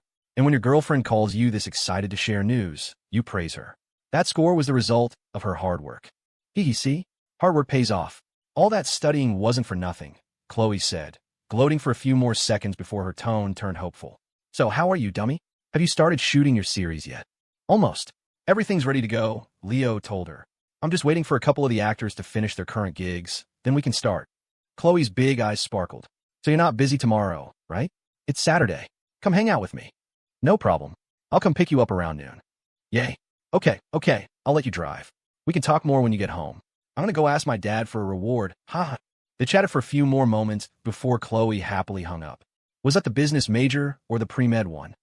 Eleanor, who had been silent beside him, asked curiously after Leo put his phone away. Leo had briefly told Eleanor about his two girlfriends, but Eleanor hadn't dared to make a sound during the call, shrinking down in the passenger seat and avoiding the camera's view, not even trying to get a glimpse of Chloe. The power of the official girlfriend, perhaps. The business major, Leo replied nonchalantly. For some reason, talking about his timing with Eleanor felt strangely easy, completely free of any psychological burden. She sounds very cheerful and energetic, Eleanor commented neutrally. Just from her voice, you could tell she was a bright, sunny young woman. Yeah, there's a reason I have her saved as Elf Princess in my phone, Leo said with a faint smile, a memory surfacing of that sunset when Chloe had jogged up to him and boldly asked for his number. If she hadn't been so forward that day, he thought, their paths probably never would have crossed. Eleanor's interest was piqued. What do you have me saved as? Little heiress, Leo said bluntly. That's so generic. Eleanor frowned, clearly displeased with the nickname. I have so many other qualities, and you only care about my money. Oh yeah? And what, pray tell, do you have me saved as? Leo asked, raising an eyebrow. Half good, half bad player, she said softly. Haha, seriously? Leo laughed. You actually named me that. MHM. Eleanor nodded and showed him her phone. There was in her contacts, half good, half bad player. It didn't have much of a ring to it, but it summed up Leo's situation perfectly. A brutally honest assessment, Leo noted with amusement. That was Eleanor, frank and to the point, unwilling and unbothered to play social games. It's accurate, but you should probably change it, Leo advised. If your parents saw that, they might not let you hang out with me anymore. What should I change it to? She asked. How should I know? Figure it out yourself, Leo said, not wanting to answer. Eleanor stared thoughtfully at the blank rename field, then turned to look at Leo as he drove. A moment later, with grim determination, she typed out two horrifying, world-shaking words. After dropping Eleanor off with her security, Leo drove back to the Evergreen Terrace apartments in high spirits. The prep work was done. Now he just had to wait for the actors to become available. That meant he had the next few days off to relax and have some fun. Oh, you're back. As Leo stepped out of the elevator, he saw Lily Reed standing helplessly in front of his apartment door, wearing an apron and holding a mop. Her face was etched with a heart-wrenching sorrow. What's wrong? Leo sensed something was amiss and hurried over. What happened? Leo. Lily's eyes were red-rimmed. She opened her mouth to speak, but no words came out. She just started crying softly, silently wiping away the tears with her sleeve. What is it? Tell me, Leo urged. A dreadful thought occurred to him. Is it your grandmother? Is something wrong back home? Lily shook her head gently. When I tell you, see, can you promise not to be mad at me? I really didn't mean to. Okay, I won't be mad. Just tell me what happened. Only then did Lily timidly explain. She had come over after class to make dinner and noticed that Leo's computer desk was dusty. She decided to wipe it down, but as she carried a basin of water into his bedroom, she slipped and fell, sending the entire basin of water pouring directly into his PC tower. Not knowing much about computers, she had then tried to press the power button to see if it was okay. The moment she did, the waterlogged machine sparked violently. Within a minute, Leo's custom-built PC, the one with the 4090 graphics card Chloe had given him, was completely fried. Leo, holding on to a sliver of hope, inspected the tower, which now reeked of burnt electronics. He even scanned it with God's eye. It was no use. Too much water, and crucially, she had powered it on while the internal components were soaked. It was a miracle it hadn't started a fire. The graphics card and the PC itself weren't the most important things. The key was that the hard drive held several chapters of his manuscript backlog, tens of thousands of words. With the computer dead, he had just lost out on tens of thousands of dollars in royalties. Lily was sobbing, wiping her eyes and whispering apologies. Leo, I really didn't mean to. What the hell is wrong with you? Who asked you for help? Do you have any idea how important the files on that computer were? You're a useless, provincial screw-up. 2. Let's break up. I'm tired. Not turning on a wet computer is common sense. Keeping a stupid woman like you around is just going to bring me more bad luck. 3. Check her for injuries and ask gently. Did you get hurt when you fell? Leo let out an almost imperceptible sigh and stood up, forcing a wry smile. It's okay. A computer can be replaced. Are you hurt? Did you fall on anything? He wasn't some benevolent saint. His first instinct was anger. That computer didn't just hold thousands of words of his work. It held Chloe's Valentine's Day gift and countless videos of his best gaming moments and high-rank screenshots. To a gamer, those things were as precious as a wall of anime figurines was to an otaku. But what could he do? She hadn't done it on purpose. It was a well-intentioned mistake. The damage was done, and there was no point in escalating the situation. Lily had been terrified he would be furious. But now, he was comforting her instead. Overwhelmed, she buried her face in his chest and sobbed even harder, soaking his shoulder with warm tears. "I'm sorry, I really didn't mean to. I just wanted to wipe your desk. I'm so sorry. It's okay. What's done is done," Leo said, holding her tall, slender frame and gently patting her back. "I was actually thinking about getting a new computer anyway. You just helped me make up my mind. When I have time, you have to come with me to buy it, okay?" Lily was too choked with guilt to speak, simply nodding in response. Ding! Lily Reed's affinity toward host has increased by 10. Current affinity, 70. Please continue your efforts. All right. Now tell me, where did you get hurt? Leo took Lily's wrist and carefully examined her arms. Sure enough, he found a few bruises. It must have been a nasty fall. Go get changed. We're going out to buy some arnica cream for those bruises, Leo said, wiping the tear streaks from her cheeks. You have tomorrow off, right? Want to pull an all-nighter at the land center with me? I can get some writing done. I still have to post tonight's chapter. Okay. After Lily left, Leo unplugged the fried computer, planning to take it to a repair shop to have the graphics card removed. It was a gift from Chloe. Even broken, he couldn't bear to throw it away. He'd keep it as a memento. This must be karma for being a player, he muttered to himself, staring at the blackened PC tower with a bitter laugh. Whoa, buddy, did you pull this thing out of a war zone? The tech at the computer repair shop joked as he disassembled Leo's scorched PC tower. Leo just smiled. Beside him, Lily wrung her hands, anxiously watching Leo's reaction. There you go. Got out, the tech said, carefully removing the graphics card and handing it to Leo. He winced sympathetically. Geez, this card looks brand new.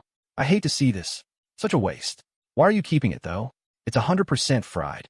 It's fine, just for sentimental value. Can you hold on to it for me? I'll pick it up tomorrow morning. Leo paid the fee and led Lily out of the shop, heading straight for a nearby gaming cafe. His luck seemed to be turning. Even on a packed Friday night, he managed to find an open private booth for two. Man, it's been a while since I've pulled an all-nighter, Leo said, sinking into a plush gaming chair. His foul mood seemed to lift slightly. Lily sat in the chair next to him, still watching him with a hesitant, fearful expression. Leo ordered a pile of snacks and drinks. Seeing Lily's worried face, he finally asked, "Why the long face?" Her reply was startling. "We're not breaking up, are we?" On the way to the cafe, Leo had been quiet and sullen. Lily had convinced herself he was thinking about ending things with her. Leo blinked. "What? Do you want to break up with me?" And no, of course not. The question terrified her. She shook her head frantically. "I don't want to break up with you. I like you a lot." Normally, after saying something so bold, Lily would have shrunk into herself like a turtle, blushing and hiding her face. But now, she just looked at him with desperate, pleading eyes. "Please, let's not break up. I can't bear it. I really know I was wrong." Leo didn't know whether to laugh or cry. "Wait, why would you think I want to break up with you?" She looked at him with her big, sorrowful eyes. "You just seem to be in a really bad mood. You barely said a word the whole way here. So if I'm in a bad mood, I'm going to break up with you? What kind of logic is that?" Leo asked, baffled. "If that's all it takes, our relationship must be pretty fragile." Then we're not breaking up." Lily clutched his fingers, her voice filled with a heartbreaking sincerity. "I'll never go into your bedroom again, I promise." Lily was a simple person by nature. She'd never dated anyone else and had stumbled into this relationship with Leo in a daze.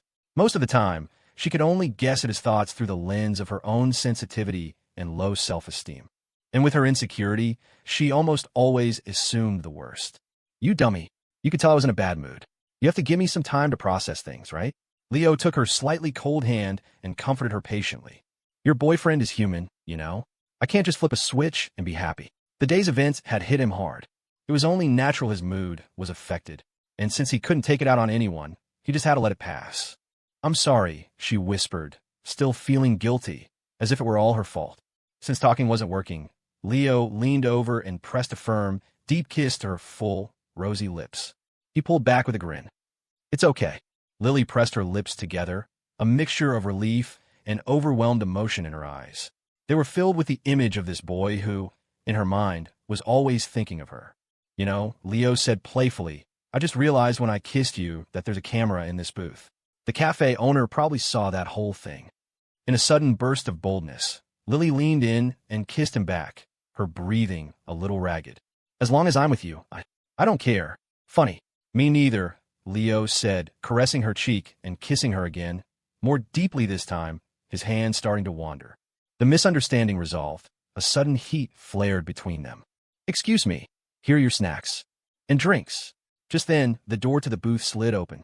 A young female employee holding a large tray of food and drinks froze, her eyes wide at the steamy scene inside. The waitress delivered the snacks and drinks and fled, her face a mask of blushing, gossipy excitement. She would undoubtedly be sharing this story with her coworkers. Leo didn't care.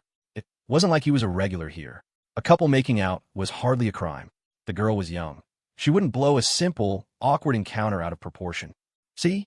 It's all your fault, Leo said, playfully shifting all the blame to Lily. I told you there was a camera, and you still had to be a little deviant. Now, my pristine reputation is ruined. They'll probably ban me from this place. Lily straightened the wrinkled collar of her shirt, shooting him a look that was both shy and resentful. She was too embarrassed to argue about something so shameless, and silently took the blame. So, Leo said, his voice dropping low, should we go to a hotel? The question was loaded with suggestion, his face a picture of innocent expectation. Even someone as naive as Lily knew what it meant for a boy and a girl to go to a hotel alone. She was just surprised he'd be so direct about it. Her small mouth fell open, and she stammered for a moment before her gaze darted away from his. Her slender fingers twisted together nervously, and she bit her lip, which was still slick from their kisses, clearly wrestling with the idea. Lily was a passive person by nature. The fact that she didn't say no, but also didn't say yes, was an answer in itself. Leo knew he had her. If he logged off right now, he could easily lead this sweet, simple girl to a hotel. Want me to get you set up on a machine? He asked instead, deciding not to tease her anymore. After a moment of intense internal debate, Lily pressed her lips together firmly, as if making a decision. I didn't bring my ID, she whispered, her voice barely audible. See, could we go home and get it first? It's fine. I have an app for that, Leo said, deliberately misunderstanding. You just have to remember your ID number, and they can set you up with a temporary account. Lily stared at him blankly for a second before the mischievous grin on his face gave him away. She had been played again. You're terrible, she muttered, turning away in a fluster, leaving him with a view of her flushed neck and the graceful curve of her body. Wow, so I was wrong to offer to pay for your gaming session. Leo teased.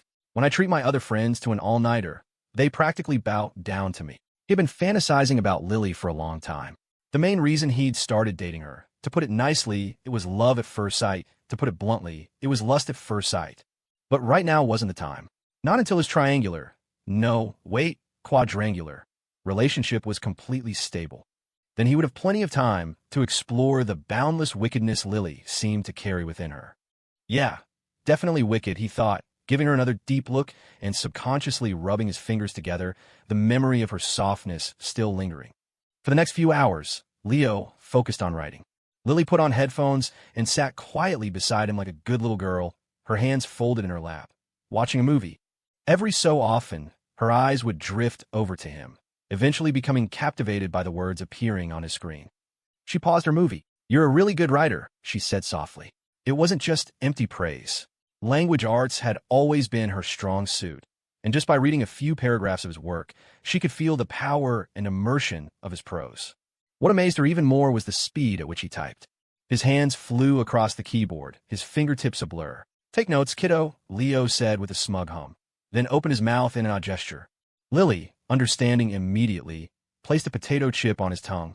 As he took the chip, Leo playfully nudged her slender fingers with his tongue before chewing triumphantly. Lily's face reddened slightly. Seeing him munching away so happily, she smiled, content, and continued to feed him snacks, each time receiving a playful little tease in return. To an outsider, their behavior might seem bizarre, even gross. But for a couple in the throes of new love, it was perfectly normal. The cloying sweetness of a relationship's honeymoon phase was like peeing your pants. Everyone else thinks it's disgusting, but only you know how warm it feels. Finally done. After finishing his chapters for the day, Leo turned to her expectantly. Want to get some chicken dinner? Lily's face turned a shade of red, so deep you could practically see the blood rushing to it. She instinctively shrank back. Here. Where else? You think I brought you to a land cafe just to watch me, right? Leo hadn't caught on yet, casually brushing chip crumbs off his shirt. Seeing no reaction from her, he figured she wasn't into that kind of game. Never mind. I'll just play by myself. You can keep watching your movie. Lily's eyes darted down to his pants, then back up to his calm expression. She looked incredibly conflicted and shy. There are cameras here, she whispered. Can we go to a hotel? No matter how much she liked Leo, even if she was willing to do such intimate, risque things with him, she couldn't bring herself to perform such a mortifying act while being watched. What are you talking about? Leo tilted his head, confused for a moment. Then it dawned on him. She had completely misunderstood. Oh my God, I meant the game. He sat back down and clicked on the PUBG icon. This game, he explained, laughing. Its nickname is Chicken Dinner. Where did your mind go? Lily stared at the screen, at the game character wearing a level 3 helmet. She was frozen for a long, long moment. Then, activating her signature move, she turned to face the wall, silently contemplating her shame, leaving Leo with a view of her crimson neck. I give up, he said, torn between amusement and a rising sense of bewilderment. A slow, nameless fire began to spread through him. He couldn't believe that a girl as sweet and innocent as Lily knew the other meaning of chicken dinner. The information age truly was a double-edged sword.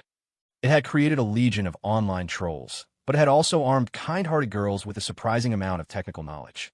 Leo subtly adjusted himself in his seat, a new sense of anticipation dawning. Well, he thought to himself, looks like this sweet dummy is in for a treat in the future. 120, you see him? Shoot. Leo, someone's shooting at me. I think I'm surrounded. Pop a smoke at your feet. I'm coming to get you. Dude, that's a grenade. Haha, that's hilarious. I'm clipping that and putting on TikTok. It'll definitely go viral. Stop laughing at me. Inside their private booth at the gaming cafe, Leo was in the middle of an intense session of PUBG with Lily Reed, a classic shooter that had been wildly popular in a bygone era of the internet. These days, the game was overrun with cheaters. He was also saddled with a mobile target who could only crawl on the ground and had no idea how to even fire a gun. No matter how good Leo's skills were, he was almost always wiped on the drop. The best they'd managed was 4th place. Lily had never really played online games, let alone a kill-or-be-killed shooter like this. But she got to play with Leo, and even if she didn't understand the appeal of the game, she followed him without complaint from one immediate death to the next. In the game, she served as his walking, oversized loot crate. Her backpack was nearly empty of ammo and throwables, filled instead with every medical supply she could find, and occasionally some clothes she'd looted from enemy boxes. If Leo got hit, she'd run through a hail of bullets to drop a med kit next to him. If Leo got knocked by a camper while looting somewhere else, Lily would run over, empty-handed, and be promptly executed by the other player before joining Leo on the flight to the next match. Though they never achieved any respectable results, they had an incredible amount of fun. Leo couldn't help but think that maybe this was what it meant to truly play a game just for the sake of playing. The night deepened. Around 3 in the morning, the cafe grew quiet. Most of the customers had left. Only a few hardcore gamers who treated the place like a second home remained, occasionally shuffling past the booth on their way to the restroom or to wake up the sleeping attendant to buy something. Gaming cafes and LAN centers were a dying breed. Just a few years ago, a Friday night like this would have been packed, a sea of people. It would never have been this deserted. Unlike the endlessly energetic Leo, Lily was starting to get tired. This was far past her biological clock, and she was clearly fading. Drowsy and sluggish, she could barely hold her mouse steady. All right, you should get some sleep, Leo said, gently taking off her headset. I'll play for a bit. We'll go get breakfast around 7. Lily mumbled, her eyes heavy. She leaned back wearily in the soft, cushioned chair. Her legs were long, and the booth was cramped, forcing her to curl up in a way that looked incredibly uncomfortable. Take your shoes off, Leo suggested. You can pull your chair over and lie down across both. You'll sleep better. Otherwise, you'll be sore all over in the morning. Is that okay? There's a camera, Lily said, embarrassed at the thought of taking her shoes off in a public place. She glanced nervously at the security camera above. Dummy, what's not okay about it? Leo said dismissively. I used to push my monitor all the way to the corner and sleep with half my body draped over the desk. He stood up and pushed his chair next to hers, then patted her full thigh. Come on, don't be shy. Are you really going to be so formal with your boyfriend? No, Lily said, half reluctantly taking off her shoes and socks. She revealed a pair of pale, delicate feet and hesitantly rested them on Leo's lap. Gonna get you, Leo teased, tickling the soles of her feet. Lily giggled and squirmed, then pouted at him in mock annoyance. Leo patted her feet reassuringly. Go to sleep. I'll wake you when our time is up. Can I switch directions? Lily asked, her voice a low whisper. It was one of the rare moments she took the initiative to advance their relationship. Sure. Seeing her actively trying to close the distance between them, Leo naturally didn't refuse. Lily got up and laid her head on Leo's lap, stretching her long legs out over her own chair, her pale feet just touching the tiled wall beneath the window. This position made it difficult for Leo to play PUBG, so he launched League of Legends and started a game of teamfight tactics instead. One hand was on the mouse, moving pieces on the board. The other gently and rhythmically stroked Lily's hair and smooth cheek, as if he were petting a cat. Leo, I really, really like you, Lily whispered, her sleepiness vanishing as she took in the familiar scent and the warmth of his fingers. It was a brave and shy confession. MHM, I like you too, Leo replied with a casual smile, typing with one hand to flame the guy who was holding the champions he needed. This motherfucker holding my gangplank when he's about to get 8th place. I hope every game you play for the rest of your life gets backseat gamed. I'm not very smart, and I might accidentally make you angry again like I did today, Lily said, still worried about the gaming rig incident. If that happens, can you please not break up with me? If you're really mad, you could just yell at me. I already told you I don't care about that. Why are you still stuck on it? Leo paused, annoyed. If you bring it up again, I might actually get mad. I won't. Please don't be mad, Lily said, shaking her head quickly and falling silent. Leo gently squeezed her soft cheek. Man, how did I end up with such a sweet dummy for a girlfriend? Lily opened her mouth to argue, but stopped herself. In this position, she couldn't see his face and worried he might still be angry. Not going to argue this time. Leo looked down at her, teasing. So you admit you're a dummy? I'm not a dummy, she mumbled, clearly bothered by the nickname. Leo couldn't help but laugh. He found it hard to believe this simple, earnest girl had managed to score a 1580 on her SATs. Lily shifted her head slightly to get more comfortable. Leo leaned down and whispered playfully, There's a camera up there. Don't you go stealing a bite now. Jerk, Lily muttered, her face turning crimson. After the earlier misunderstanding, she knew exactly what he meant. You just love to bully me. I'm gonna bite you. She buried her face in his abdomen and gave the flesh there a gentle nip. Immediately after, the kind-hearted girl gently rubbed the spot she had bitten and looked up. Did that hurt? Leo looked down, his eyes meeting hers just as she was pouting. Looking at this silly, affectionate girl curled up in his lap, he asked in a voice that was both gentle and commanding, So, are you going to let me bully you from now on? Lily shyly looked away, but she gave an almost imperceptible nod and a soft, "Mitchum, I'll let you." The next afternoon, inside Portland's renowned Mount Tabor Psychiatric Clinic, 2 burly bodyguards stood like a fortress at the top of the stairs outside the clinic's wing. Down the hall, a middle-aged man in a sharp suit with slick-back hair paced anxiously, his hands clasped behind his back. He kept glancing toward the clinic door, his eyes filled with burning impatience. This was Harrison Hayes, the wealthiest man in Portland and founder of the Hayes Group. In front of him, a woman was practically pressing her ear to the clinic door, trying to catch any sound from within. This was his wife, Catherine Hayes. Though the couple were prominent figures in the city, when it came to their daughter's mental health, they were no different from most ordinary parents, racked with guilt over their mistakes and consumed with worry about her condition. Seeing his wife's undignified posture, completely lacking the composure of a corporate executive, a flash of irritation rose in Harrison. For God's sake, Dr. Zhang has told you a dozen times that the door is soundproof. You can't hear anything. Can you please act normal? Don't tell me what to do. Catherine shot him a vicious glare. This is all your fault, Harrison. Eleanor is like this because of you. In front of the cameras on financial news channels, they were the economic titans of Portland. To their employees, they were a devoted couple. To the public, they were cultured, elegant philanthropists. But in private, their arguments over their daughter's upbringing had driven their relationship to a freezing point. Every meeting was a confrontation. Their marriage existed only on paper. Catherine's love for her daughter was like that of most mothers. She just wanted Eleanor to live a normal, ordinary life. But Harrison wanted her to become the perfect debutante of his own design, forcing her to learn the ins and outs of high society etiquette from a young age. They had fought countless times over it, sometimes even coming to blows. I was doing it for her own good, Harrison retorted, his voice thick with self-righteousness. Bullshit. You think I don't know what you're really thinking? You're nothing but a sanctimonious hypocrite. Catherine spat. You sacrificed your wife and daughter's feelings for your own precious image. You don't deserve to be Eleanor's father. Say what you want. I have nothing more to say to you, Harrison said, turning away in frustration and anger. I'm telling you, Harrison, once Eleanor is better, I'm taking her abroad, Catherine declared. You'll never see either of us again. You dare. Harrison warned sternly. She carries my name. The two of you will stay in this country for the rest of your lives. Harrison, you bastard. Catherine grabbed his tie, her executive demeanor completely gone. She was just a desperate housewife, lashing out at her husband. That's enough. Harrison pried at her hands, exasperated. They began to shove each other silently in the hallway. Just then, the clinic door creaked open. The grappling couple instantly froze. Their furious expressions vanished, replaced in a split second by warm, amiable smiles. A woman in a white coat with a cascade of natural golden curls stepped out. She was tall, just over 5'7", with long, shapely legs, a high-bridged nose, and a beautifully defined face. She looked to be in her late 20s. This was Dr.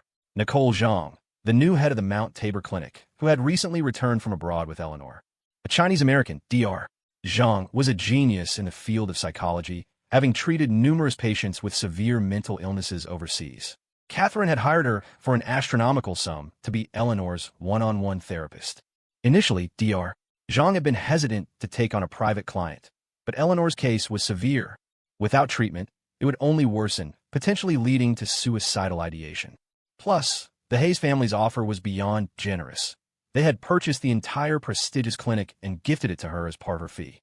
Dr. Zhang had no reason to refuse. She took on the challenge and returned to the States with Eleanor. Dr. Zhang's father was Chinese, her mother American.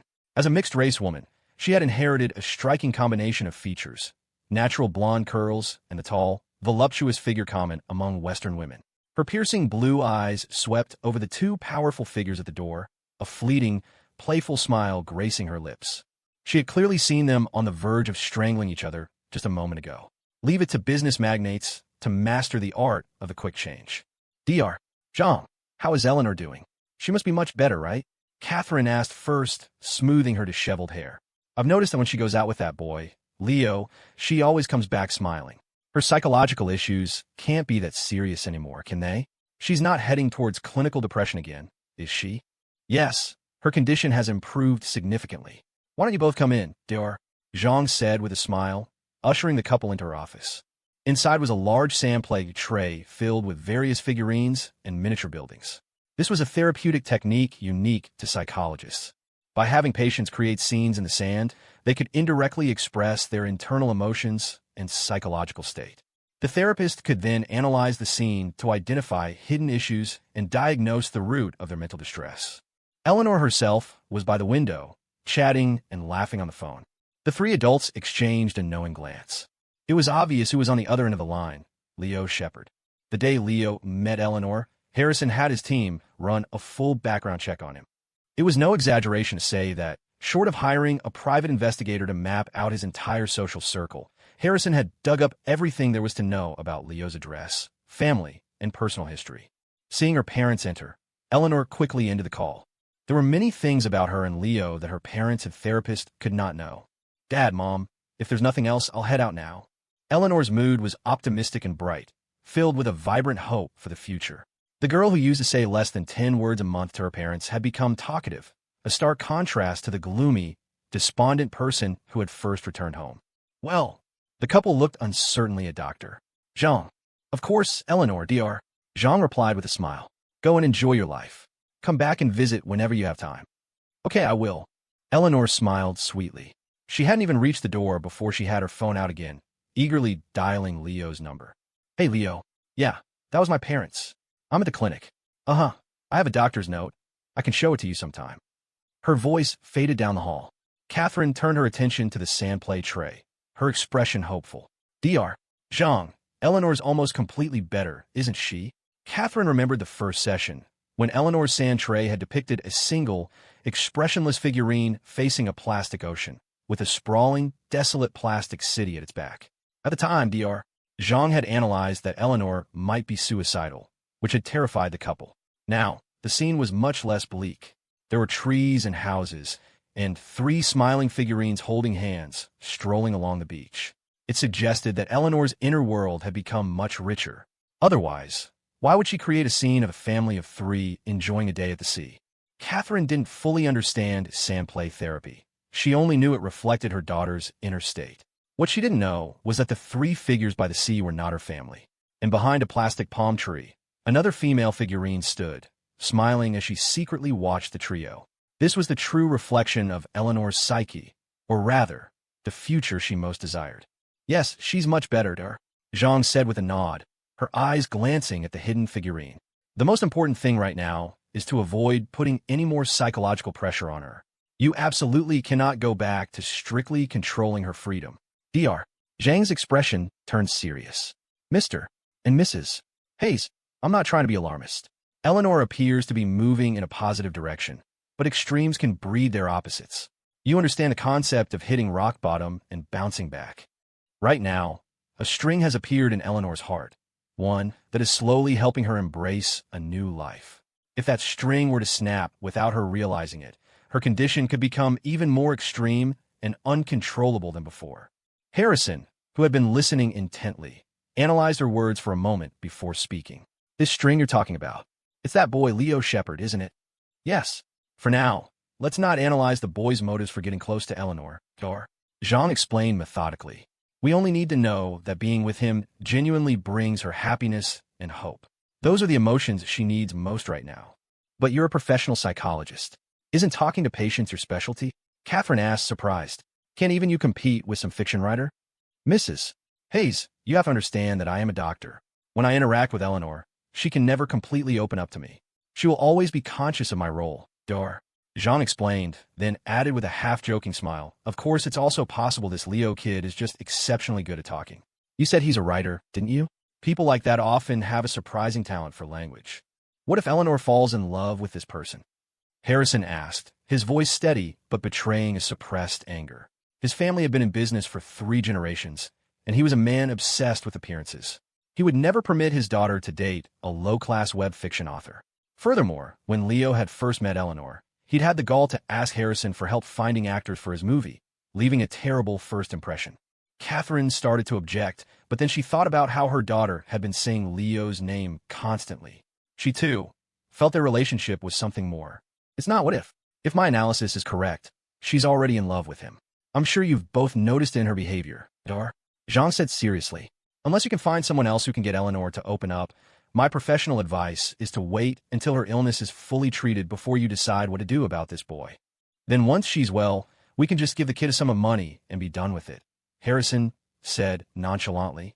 For him, any problem that could be solved with money wasn't a problem at all. For once, Catherine agreed with him. She, who had always held herself in high regard, had no desire to see the daughter she had painstakingly raised get involved with a web fiction author. Well, that decision is up to you, Dr. Zhang said, reiterating her warning. But my advice remains the same. Before Eleanor has fully recovered, you cannot let that string break. After a few more brief exchanges, the couple left the office, their minds heavy with worry. During their conversation, Dr. Zhang had deliberately withheld one crucial piece of information. She hadn't told the couple that the boy Eleanor had fallen for was a bona fide player.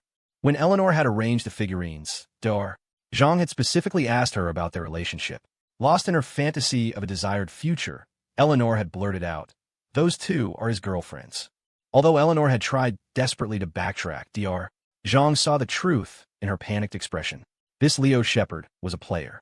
Otherwise, Eleanor would never have created a sand tray that so closely resembled a cuckwing fantasy. Man, kid, you must be really desperate to play with the daughter of the richest man in the city, Dr. Zhang thought. She perched her shapely hips on the edge of the sand tray and picked up the male figurine. I hope you don't end up in cement shoes at the bottom of the river. You little player, she murmured with playful pity. Dr. Zhang had never met Leo and had no reason to cover for him. She was doing this for Eleanor. Right now, the young heiress was completely dependent on that player's sweet talk. The daughter of a billionaire in love with a 2-timing player, with a possible cuckwing fantasy on top of it all. This was, without a doubt, the most unusual case Dr. Zhang had ever encountered. In reality, the truth was often stranger than fiction. In her bedroom in the Willow Creek Estates mansion, Eleanor was lying on her side, clutching her phone, her eyes glazed over in a state of reverie. Leo, you haven't yelled at me in so long," she pleaded. What sin did I commit to deserve this kind of filth in broad daylight? Leo gripped the steering wheel, his body buzzing with agitation as he listened to the unhinged sounds coming from his phone. I'm begging you, have some self-control, will you? Your health is already fragile. If you keep this up, you're going to get suplexed by an ant. You won't come see me, and I'm so bored. When are you coming to see me again? We'll see. Probably the day after tomorrow.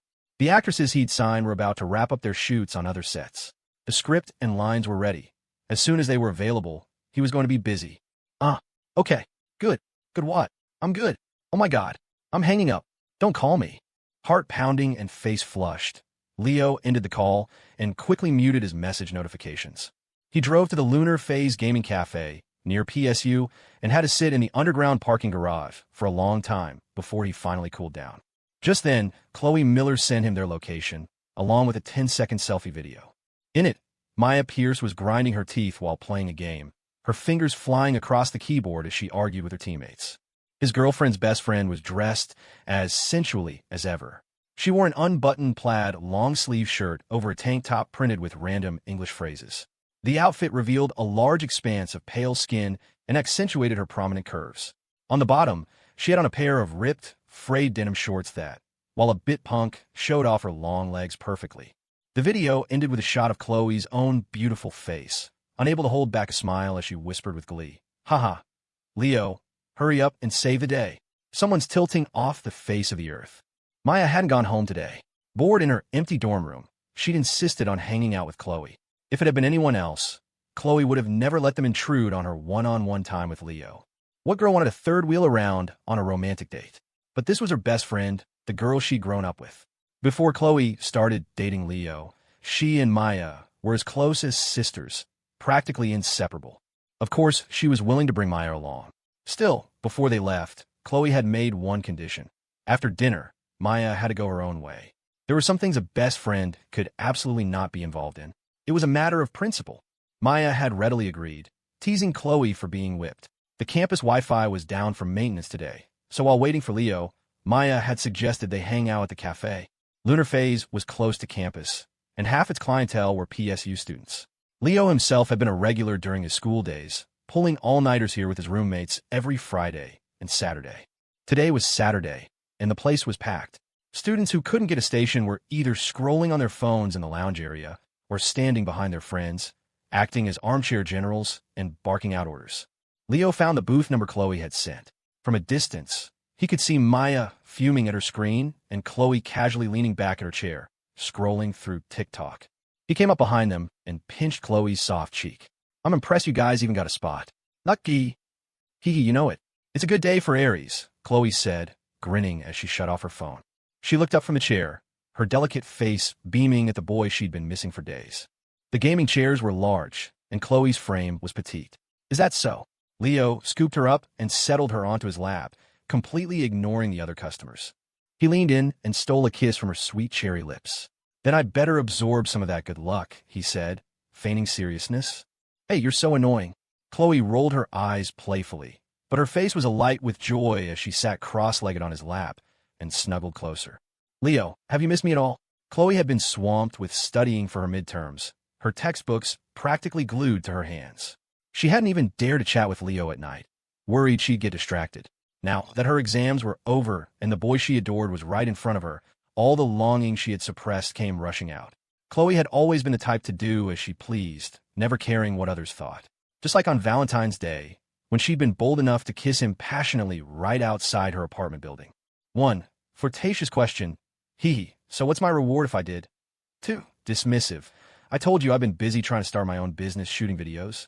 This is a critical growth period for my career. How could I get away? 3. Eager, like crazy. I've been saving it up for you for a whole week. It's all yours tonight. So is there a reward if I did? Leo gave her perky but a little lift and wrapped an arm around her slim waist, pulling her sweet-smelling body into his embrace. The weather was slightly cool today. Chloe wore a fleece-lined, pale pink hoodie and a light gray pleated skirt. Her smooth calves were wrapped in white knee-high socks, and she'd tied her shoulder-length hair into 2 lively pigtails. From head to toe, she radiated pure energy. The Chloe of 2024 was a perfect embodiment of her generation. She was fluent in internet memes and loved to dress up constantly experimenting with viral fashion trends. Leo had never seen her wear the same outfit twice. She was a regular fashion chameleon. Chloe tilted her chin up defiantly, pouting her pink lips. You have to say you miss me first. Even though she adored Leo, she maintained her unique blend of willfulness and pride in their relationship, always trying to keep her roguish boyfriend on his toes. To this day, Chloe had never fully and completely expressed her feelings for him. A brave, heartfelt confession like the one Lily had made last night would probably only come from Chloe's lips after she and Leo were married. Seriously, I'm getting flamed into oblivion over here, and you two are being all lovey-dovey next to me. Maya was in a heated exchange with both the enemy team and her own when she turned and saw them cuddling. A surge of irritation shot through her. Is it really that serious? Leo leaned over, amused. Good lord. Her vein was 1-17. The 5 enemy players were taunting her, and even her own teammates were flaming her in chat. What rank is this? Leo asked. Wanting to play for you. Platinum 1. You think you can handle it? This was Maya's main account, where she played support and ADC. Her actual skill level was gold at best. She'd only reached Plat 1 because a few of her simps had carried her there, which explained her disastrous score. Of Platinum 1? You're kidding, Leo scoffed, waving a dismissive hand. Here, let me... Please. Leo could dominate in Diamond and even Challenger lobbies when he was on his game. A Plat 1 game in a minor region was nothing. Fine, I can't win anyway, so at least you can flame them back for me. Maya said, her spirits lifting. She stood up and switched places with Leo. You have to have a good mentality for ranked. You'll never climb with an attitude like that, Leo said with a laugh. His fingers flew across the keyboard, typing in a command to mute all chat. He analyzed the team compositions and the current state of the game. All 3 of their inhibitors were down, and both Nexus turrets were gone. If it weren't for their top laner and mid laner having decent farm and stubbornly stalling, the game would have been over at 15 minutes. Unfortunately, their top was an Ornn and mid was a Malzahar. If Maya's Vayne didn't start dealing damage late game, they had no chance. He glanced at Maya's summoner name. I don't eat cilantro. Now entering the game, I don't eat beef, Leo announced, cracking his knuckles. He quickly adjusted the key bindings and headed to the bottom lane to clear the minion wave. The enemy Zed, seeing the 1-17 Vayne brazenly showing herself in lane, activated Yumu's Ghostblade and charged. The Zed was terrifyingly fed, with 3 full items before the 20-minute mark. He didn't even need his ultimate to one-shot Leo's Vayne. In contrast, Leo's Vayne had only a blade of the Ruined King and attack speed boots, and was 3 levels behind. As soon as the Zed was in view, he dove, locking onto Vayne with his ultimate. He was bloodthirsty, treating the 1-17 Vayne as less than human. Final hour. Leo immediately activated Vayne's ultimate. The moment Zed reappeared, Leo used Tumble to go invisible, creating distance and narrowly dodging Zed's lethal shuriken. He began to kite, dancing on a razor's edge. The Zed was stunned by Vayne's sudden fluid mechanics. After a brief hesitation, he used his shadow clone to close the gap, trying to finish her off with a delayed pop from his ultimate. But just as Zed appeared on top of him, Leo executed a perfect E-flash, using Condemn to slam Zed into a wall and unloading a flurry of auto attacks. Even with only 1 damage item, Maya had thankfully maxed Vayne's silver bolts. A few 3-hit procs melted Zed's health bar. The assassin was forced to warp back to his shadow and flee. He's going to Q-flash. What? Leo muttered to himself. Before Maya could process it, the enemy Zed did exactly that, flashing forward to throw his shuriken. With his massive item advantage, if that Q landed, a single auto attack combined with his ultimate's delayed damage would be enough to kill Vayne. But at the exact moment Zed flashed, Leo made a tiny sidestep, dodging the projectile by a hair's breadth. He then finished off the 16-2 Zed with a few more auto attacks, collecting 1,000 gold bounty. Ah, funny little shuriken boy, Leo scoffed, flashing a mastery emote. Whoa, that was amazing, Leo. Chloe played League occasionally, but she was only Bronze 1. She didn't understand the technicalities of Leo's smooth kiting and flashy mechanics, but she knew it was incredibly impressive. How did you know he was going to Q-flash? Maya asked, a mix of surprise and admiration in her eyes. I didn't even tell you if he had flash up. Please. At this rank, I know what he's going to do the second he turns around, Leo explained calmly. And I even overestimated him. He did a flash Q, not the harder Q-flash. Damn, Maya said, impressed despite not fully understanding. She suddenly remembered looking at Leo's social media profile when she was trying to figure out if he was a player. It had been filled with gaming posts. This guy was a serious gamer. With the 1,000 gold shut down from Zed, and after a few small team fights, Leo's Vayne was finally catching up. In fights, his positioning was flawless, his movement impossibly nimble. He found perfect windows to deal damage, and the enemy team couldn't even touch him.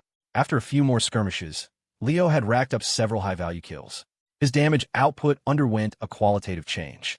The enemy team finally realized they needed to focus the Vayne and deny him space to operate. Though chat was muted, their top laner and mid laner had noticed Vayne's sudden transformation. They began to peel for Leo in team fights. Even the Yumi, who had previously abandoned Vayne for the jungler, now attached herself to Leo, providing shields and heals. This was a low yellow server, after all.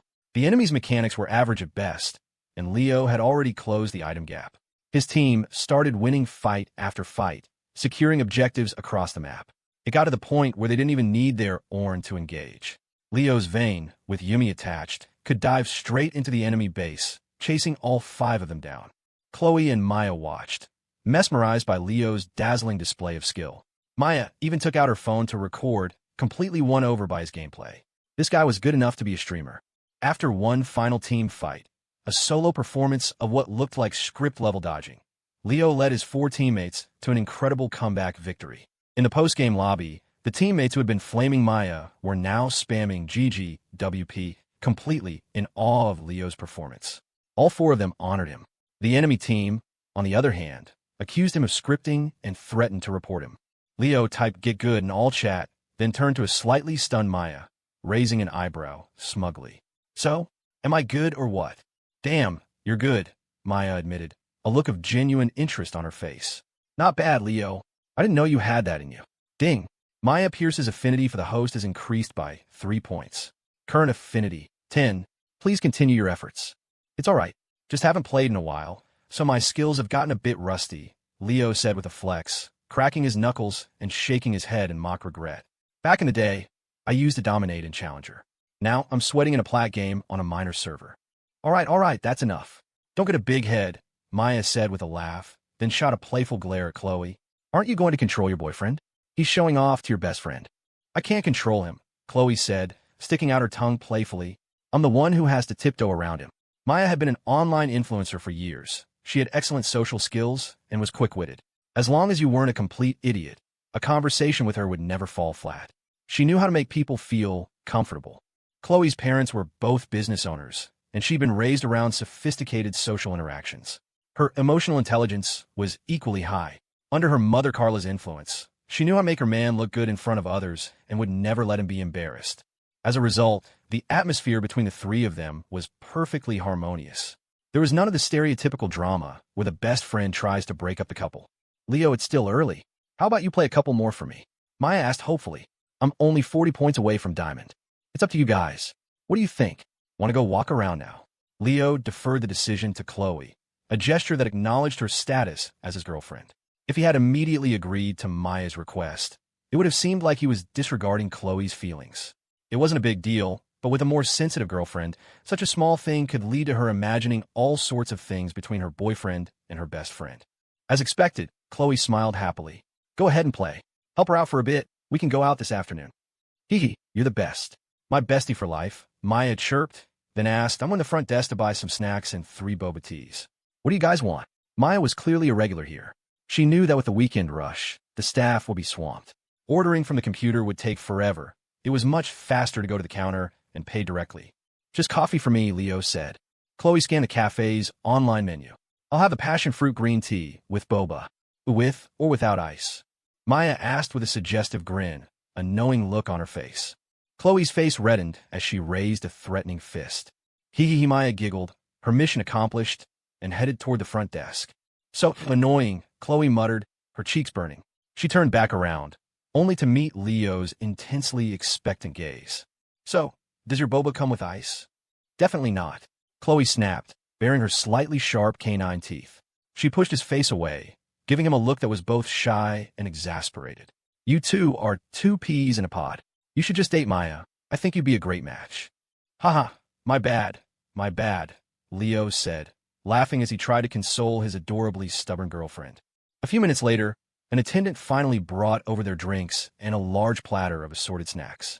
Chloe held her frosty boba tea, nibbling on a potato chip as she pretended to watch a movie on her monitor, her pretty face still warm. She didn't want to look at the conspiratorial glances being exchanged by her boyfriend and her best friend. Thank God, I don't have anything planned for tonight, Leo thought with a sigh of relief. It had been a while since he'd had some quality time with his elf princess. They hadn't seen each other in so long. Tonight, this blazing troll would have to show his true capabilities. As expected, with Leo at the helm, the Platinum Games were a complete slaughter. His masterful game sense, combined with his insane reaction speed, resulted in him getting MVP in the next 2 matches. It was a total stomp, leaving the local Plat players scrambling in terror, accusing him of being a booster. Chloe, I think I finally get why you fell for Leo, Maya whispered in Chloe's ear, glancing at Leo's hands flying across the keyboard. With that kind of finger speed, who wouldn't be mesmerized? You're terrible. Chloe instantly understood the innuendo and slapped her mischievous friend, her face crimson. All right, you're in Diamond, Leo announced after another victory. He offered some sincere advice. I suggest you lay off rank for a bit. It's the start of a new season, so it's full of boosters. Aram is pretty fun, though. The subtext was clear. Stop playing ranked and feeding. Leo had always despised female players who got carried by simps only to throw games and flame their teams. Of course, this was his girlfriend's best friend, so he couldn't be that blunt. Hey Leo, I'll give you my login info. Can you play for me when you have time? Maya asked, trying to sound cute. My account was Challenger last season, you know? I want to get back there this season too. Chloe tilted her head, a massive question mark appearing over it. Why did that line sound so familiar? Wasn't that what Maya said to her army of simps? Why was she using it on her boyfriend? Chloe figured Maya just wanted a gaming buddy or really wanted to hit Challenger. She assumed Leo wouldn't dare agree so openly, so she went back to her idle drama, blissfully unaware. After more than a decade of friendship, she trusted Maya completely. Even if something did happen, Chloe was sure it would be Leo's fault for seducing her. As for Leo, upon hearing Maya's request, the system prompt appeared. 1. No problem. You're my girlfriend's best friend.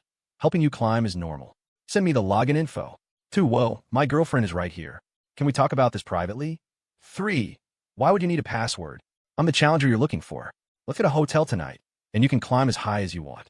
Whoa, my girlfriend is right here, Leo said, feigning a difficult position. Ding. Chloe Miller's affinity for the host has increased by 3 points. Current affinity, 60. Please continue your efforts. I knew it, Chloe said, lifting her chin proudly. She was very pleased with Leo's answer, her expression practically screaming. See? That's my boyfriend. So loyal. But then, Leo leaned over and whispered to Maya, just loud enough for Chloe to hear.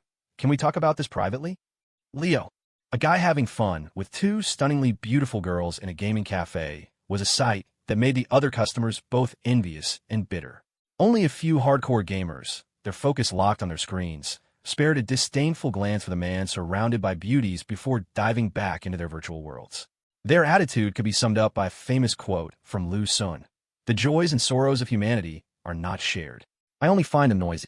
Don't get it twisted, Lu Sun actually said that. To put it more bluntly, get lost, women. I'm spending my life with my games. I'm kidding, Leo said, laughing as he endured his girlfriend's barrage of playful punches. Oh, you were kidding?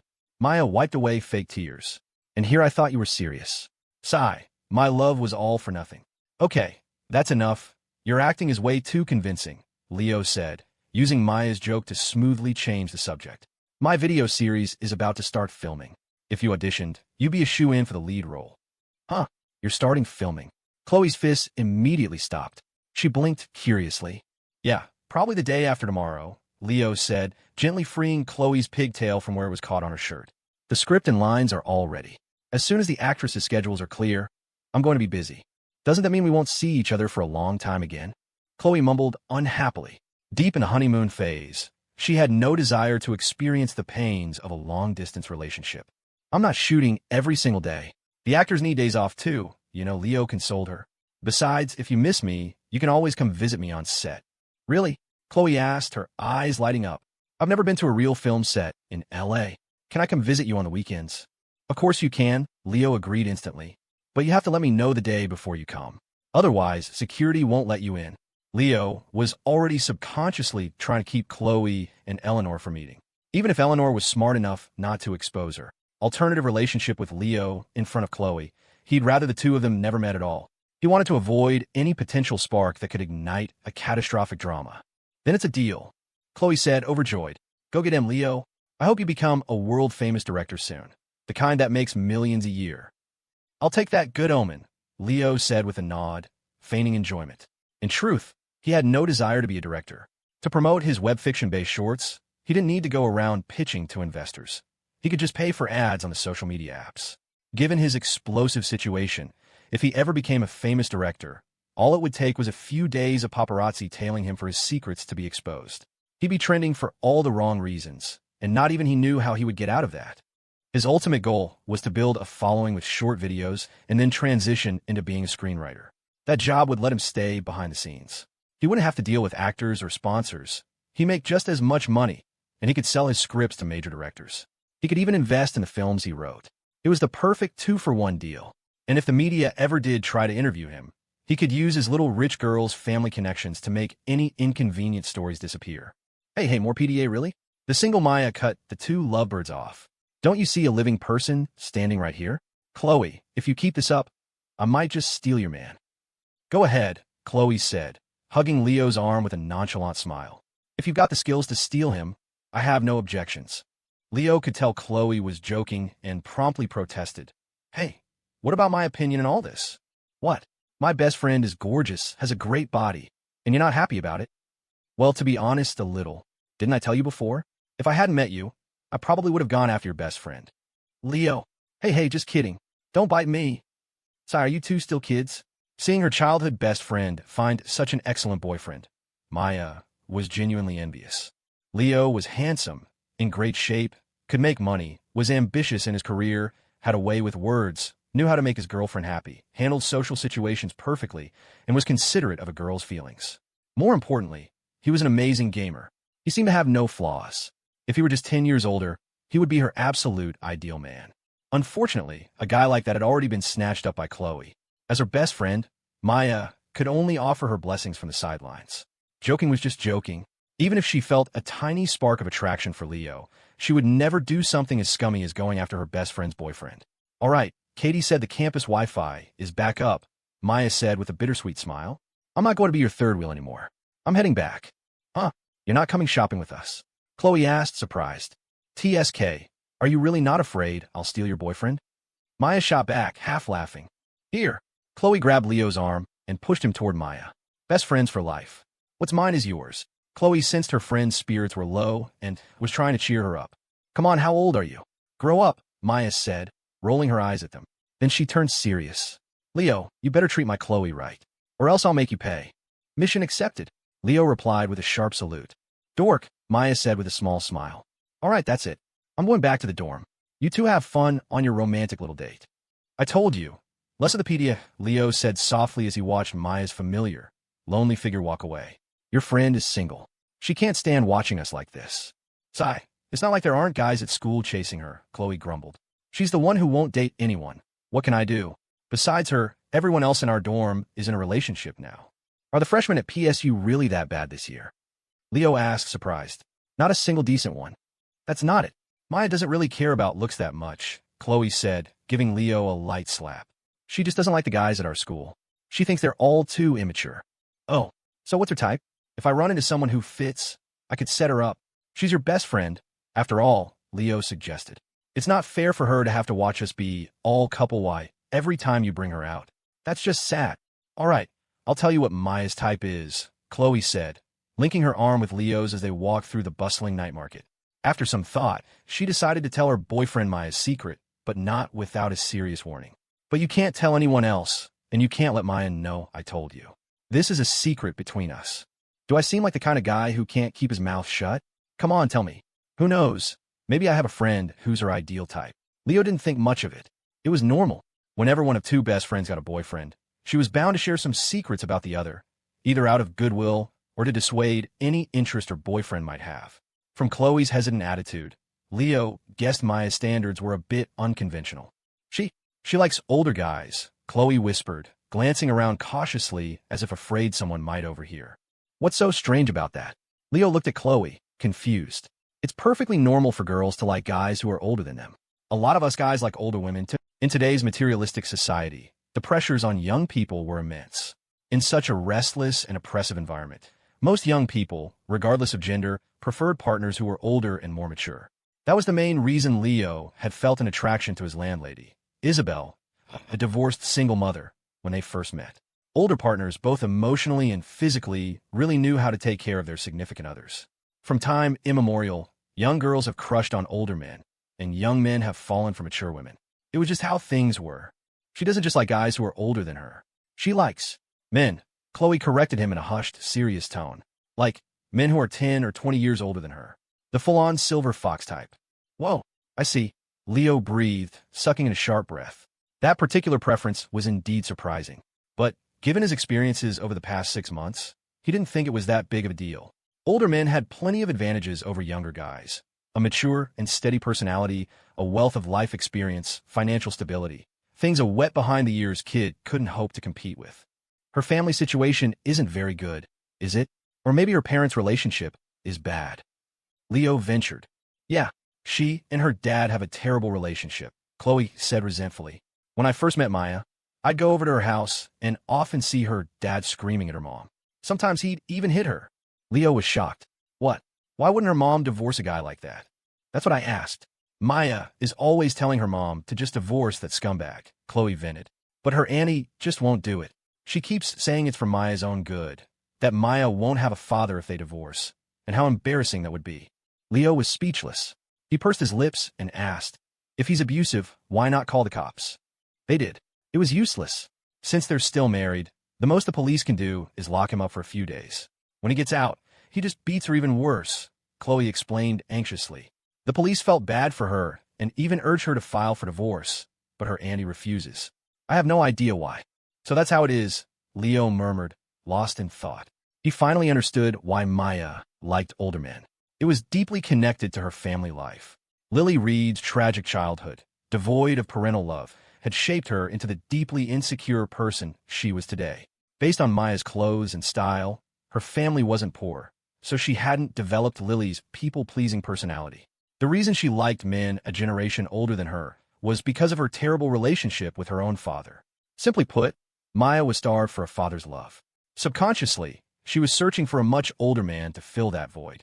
Well, in that case, I really don't have anyone suitable to introduce her to, Leo said with a helpless shrug. My dad's a great guy, but I can't exactly break up my parents to set him up with her. My mom would tear me in half. Ugh, you have no shame. Chloe pinched his arm, then sighed. See?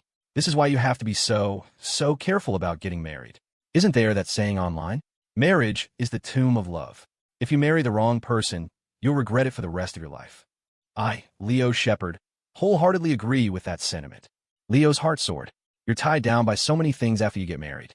As long as two people love each other, a piece of paper doesn't matter. That's not necessarily true. Not all love stories end so tragically, Chloe countered, looking up at him. If two people love each other, are compatible in every way, and both sets of parents approve, then under those happy circumstances, marriage is the beautiful culmination of love. I think. What, Leo? Chloe pouted, her clear eyes holding a hint of playful interrogation. Don't you agree? Well, you have a point, Leo said, feigning a romantic reverie. If you meet the right person and you both want it, marriage can be a wonderful thing. As he spoke, he instinctively tightened his arm around Chloe's slim waist. He didn't dare push the anti-marriage agenda any further, worried his incredibly perceptive girlfriend might sense something was off. Chloe hummed, satisfied, a sweet smile on her face. Neither of them had explicitly discussed their own future marriage, but they had just danced around the topic, sparring for several rounds. Chloe felt that since they had met each other's parents, and both families were very happy with the match, especially her father, Don, who had been grumbling lately about why she hadn't brought young Leo over to visit, she often found herself fantasizing about their future. After they got married, their two families would live happily in the same city, taking group vacations together on holidays. Life will be perfect, but Chloe had her own stubborn streak. If Leo didn't propose to her, didn't give her a romantic wedding, and only offered a half-hearted confession, she would absolutely not entrust the rest of her life to him so easily. Even if she loved him very much. After all, she had always been, and would always be, a girl who dreamed of beauty and romance. By the time they had explored the entire night market, it was already past 8. Leo was laden with bags from Chloe's shopping spree. while Chloe herself happily trotted beside him, holding a fluffy stick of cotton candy and occasionally offering him a bite with a cheerful smile. They made their way back to the underground parking garage of the gaming cafe. All day, every day, you just use me as your pack mule, Leo grumbled half-jokingly as he loaded Chloe's purchases into the trunk. Shopping with a girl was pure torture. He'd had the same thought as a kid when he had to go grocery shopping with his mom or his two silly sisters. He never thought that, as an adult, he'd have to endure this inhuman torment all over again. Every time they passed a clothing store at the market, Chloe would drag him inside for a look. If she found something she liked, she had to try it on. The worst part was that he had to be on high alert, ready to offer a critique of each outfit. Not too complimentary, but with objective pros and cons. It was exhausting.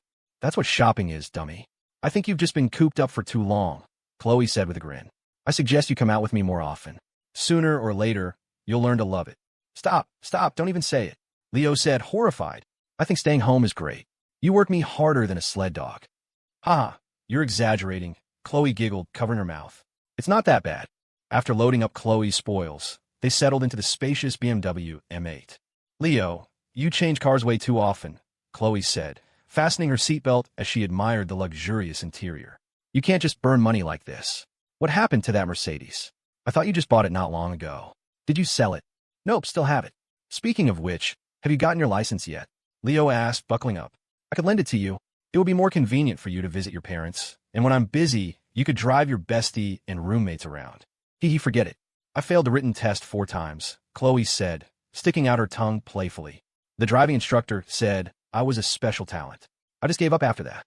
Then you definitely shouldn't buy a car, Leo advised sincerely. If any driving school is crazy enough to give you a license, you'd treat the highway like your living room. What's that supposed to mean? I just wasn't taking it seriously. You're being biased against women drivers. Chloe huffed, then added dreamily. Anyway, I'm not planning on getting one. I have you, don't I? From now on, you're my personal chauffeur. Leo nodded indulgently. All right. I guess this is what I get for being a homebody with a social butterfly girlfriend. Well, it's getting late, Leo said casually as they pulled out of the garage and stopped at the first red light. Should I take you back to campus? Or to your parents' place? Chloe had been happily nibbling her cotton candy and taking cute selfies. Hearing such an outrageous question come from Leo's mouth, she snapped her head up and stared at him in disbelief. They hadn't seen each other in so long, and she had even hinted that she was fine with getting drinks with ice now. And he was offering to take her back to school? When did he become so harmless? Just as she was about to drop another hint, she noticed the faint, teasing smile on his face. It was obvious. The jerk was messing with her again. Chloe crossed her arms, her brows furrowed. She turned her head away defiantly, her pigtails swinging. Oomph. Then take me back to school. Nope.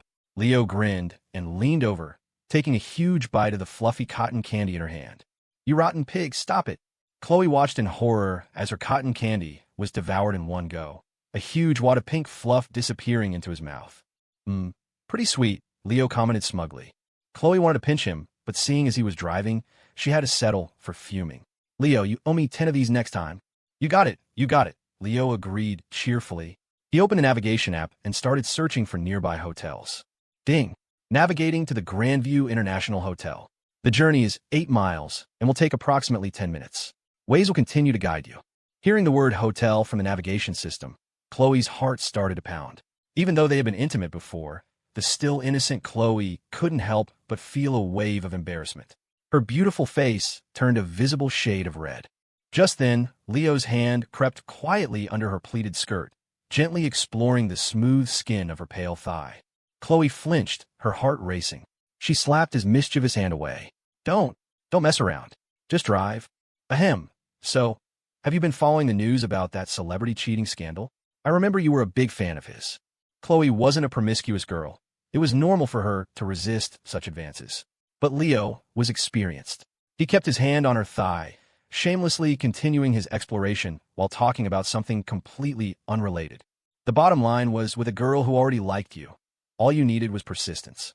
If a guy wanted to win the girl, he couldn't be thin-skinned.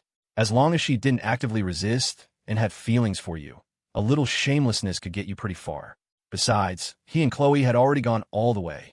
As long as he didn't push it too far, she wouldn't have a major reaction. Her rejection was just shyness. You are so shameless.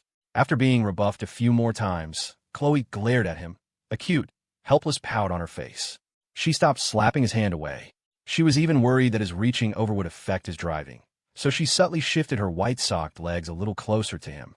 Noticing this small movement, Leo's breathing quickened. "Babe," he said, his voice thick with excitement, "how about I pull over somewhere quiet, and we can?" "No." Chloe knew exactly what he was thinking and shut him down immediately. "Just drive, or you don't get to touch me at all." "Hi, Leo Shepard. I made a reservation on the app. 2 people, deluxe room, 1 night, thank you." At the front desk of the Grandview International Hotel, Leo stood with an arm around Chloe's slim waist, handing his ID to the clerk. He then turned to Chloe expectantly. "Babe, your ID? I needed to check us in." Chloe hesitated for a moment before pulling out her ID and handing it over, her face burning as she avoided the clerk's friendly, all-knowing smile. The clerk presented the key cards with both hands. "Here you are, Mr. Shepard. Your room is 220. "Thanks." Leo took the keys and eagerly guided Chloe toward the elevator. This time, Chloe still felt a sense of reluctant compliance, but it was better than the last time.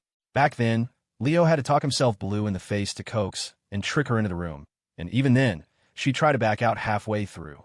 It was a Saturday, and the hotel was busy. The elevator was filled with couples, and Leo and Chloe stood at the very back. Imagining that everyone around them was here for the same reason, and seeing the ecstatic look on Leo's face, Chloe felt a mix of shame and annoyance. She pinched his arm hard, making him suck in a sharp breath. Leo rubbed his arm and shot her a triumphant look that said, "Go ahead and be smug now. We'll see who's in charge in a little bit." They got off the elevator and found their room. Leo swiped the key card, opened the door, and pulled a stiff-legged Chloe into the lavishly decorated room.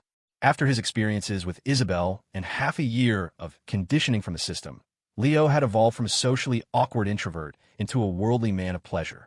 He walked into the hotel room as if it were his own home, expertly slipping on the provided slippers and emptying his pockets, phone, cigarettes, lighter, car keys, onto the table under the TV. Chloe's reaction was the complete opposite. She walked in hesitantly, first curiously examining the room's decor before turning a shy, nervous, and reproachful gaze on Leo. This was only her second time in a hotel, and the first time had been under duress. Her shyness was perfectly normal. If she had walked in without a care in the world, then he would have been the one to worry. New Year's is coming up soon. Are you going back home to celebrate, or staying in Portland? Leo pulled Chloe onto his lap and brought up a distracting topic. "Should we tell your parents you're coming to my hometown to visit?" The bait worked. Chloe opened her mouth, asking nervously, "Huh? We're meeting the extended family already? Isn't that a little fast?" "I think it's fine, but I'm asking for your opinion." Leo's eyes roamed over Chloe's exquisite figure, lingering on her long legs clad in white knee-high socks. "I'd have to ask my parents first, only if they agree." "Hey, what are you doing?" While Chloe was thinking, Leo's hand had gently come to rest on her sock-clad calf. "Ew," Leo whispered, his lips brushing against her flushed earlobe. "Ew." Chloe pressed his hand, stopping its gradual advance. She stared into his intense eyes for a moment, then sighed in resignation. I need to take a shower." "Okay, go ahead," Leo said, releasing her. He gave her perky but a light pat as she stood up. Chloe brandished a small fist at him, her fierce expression utterly adorable. She took a robe and, wearing the disposable slippers, disappeared into the bathroom. A moment later, the sound of running water filled the room. Leo sat contentedly on the edge of the bed and pulled out his phone to pass the time. He would never get tired of this little ritual of coaxing a girl into the shower.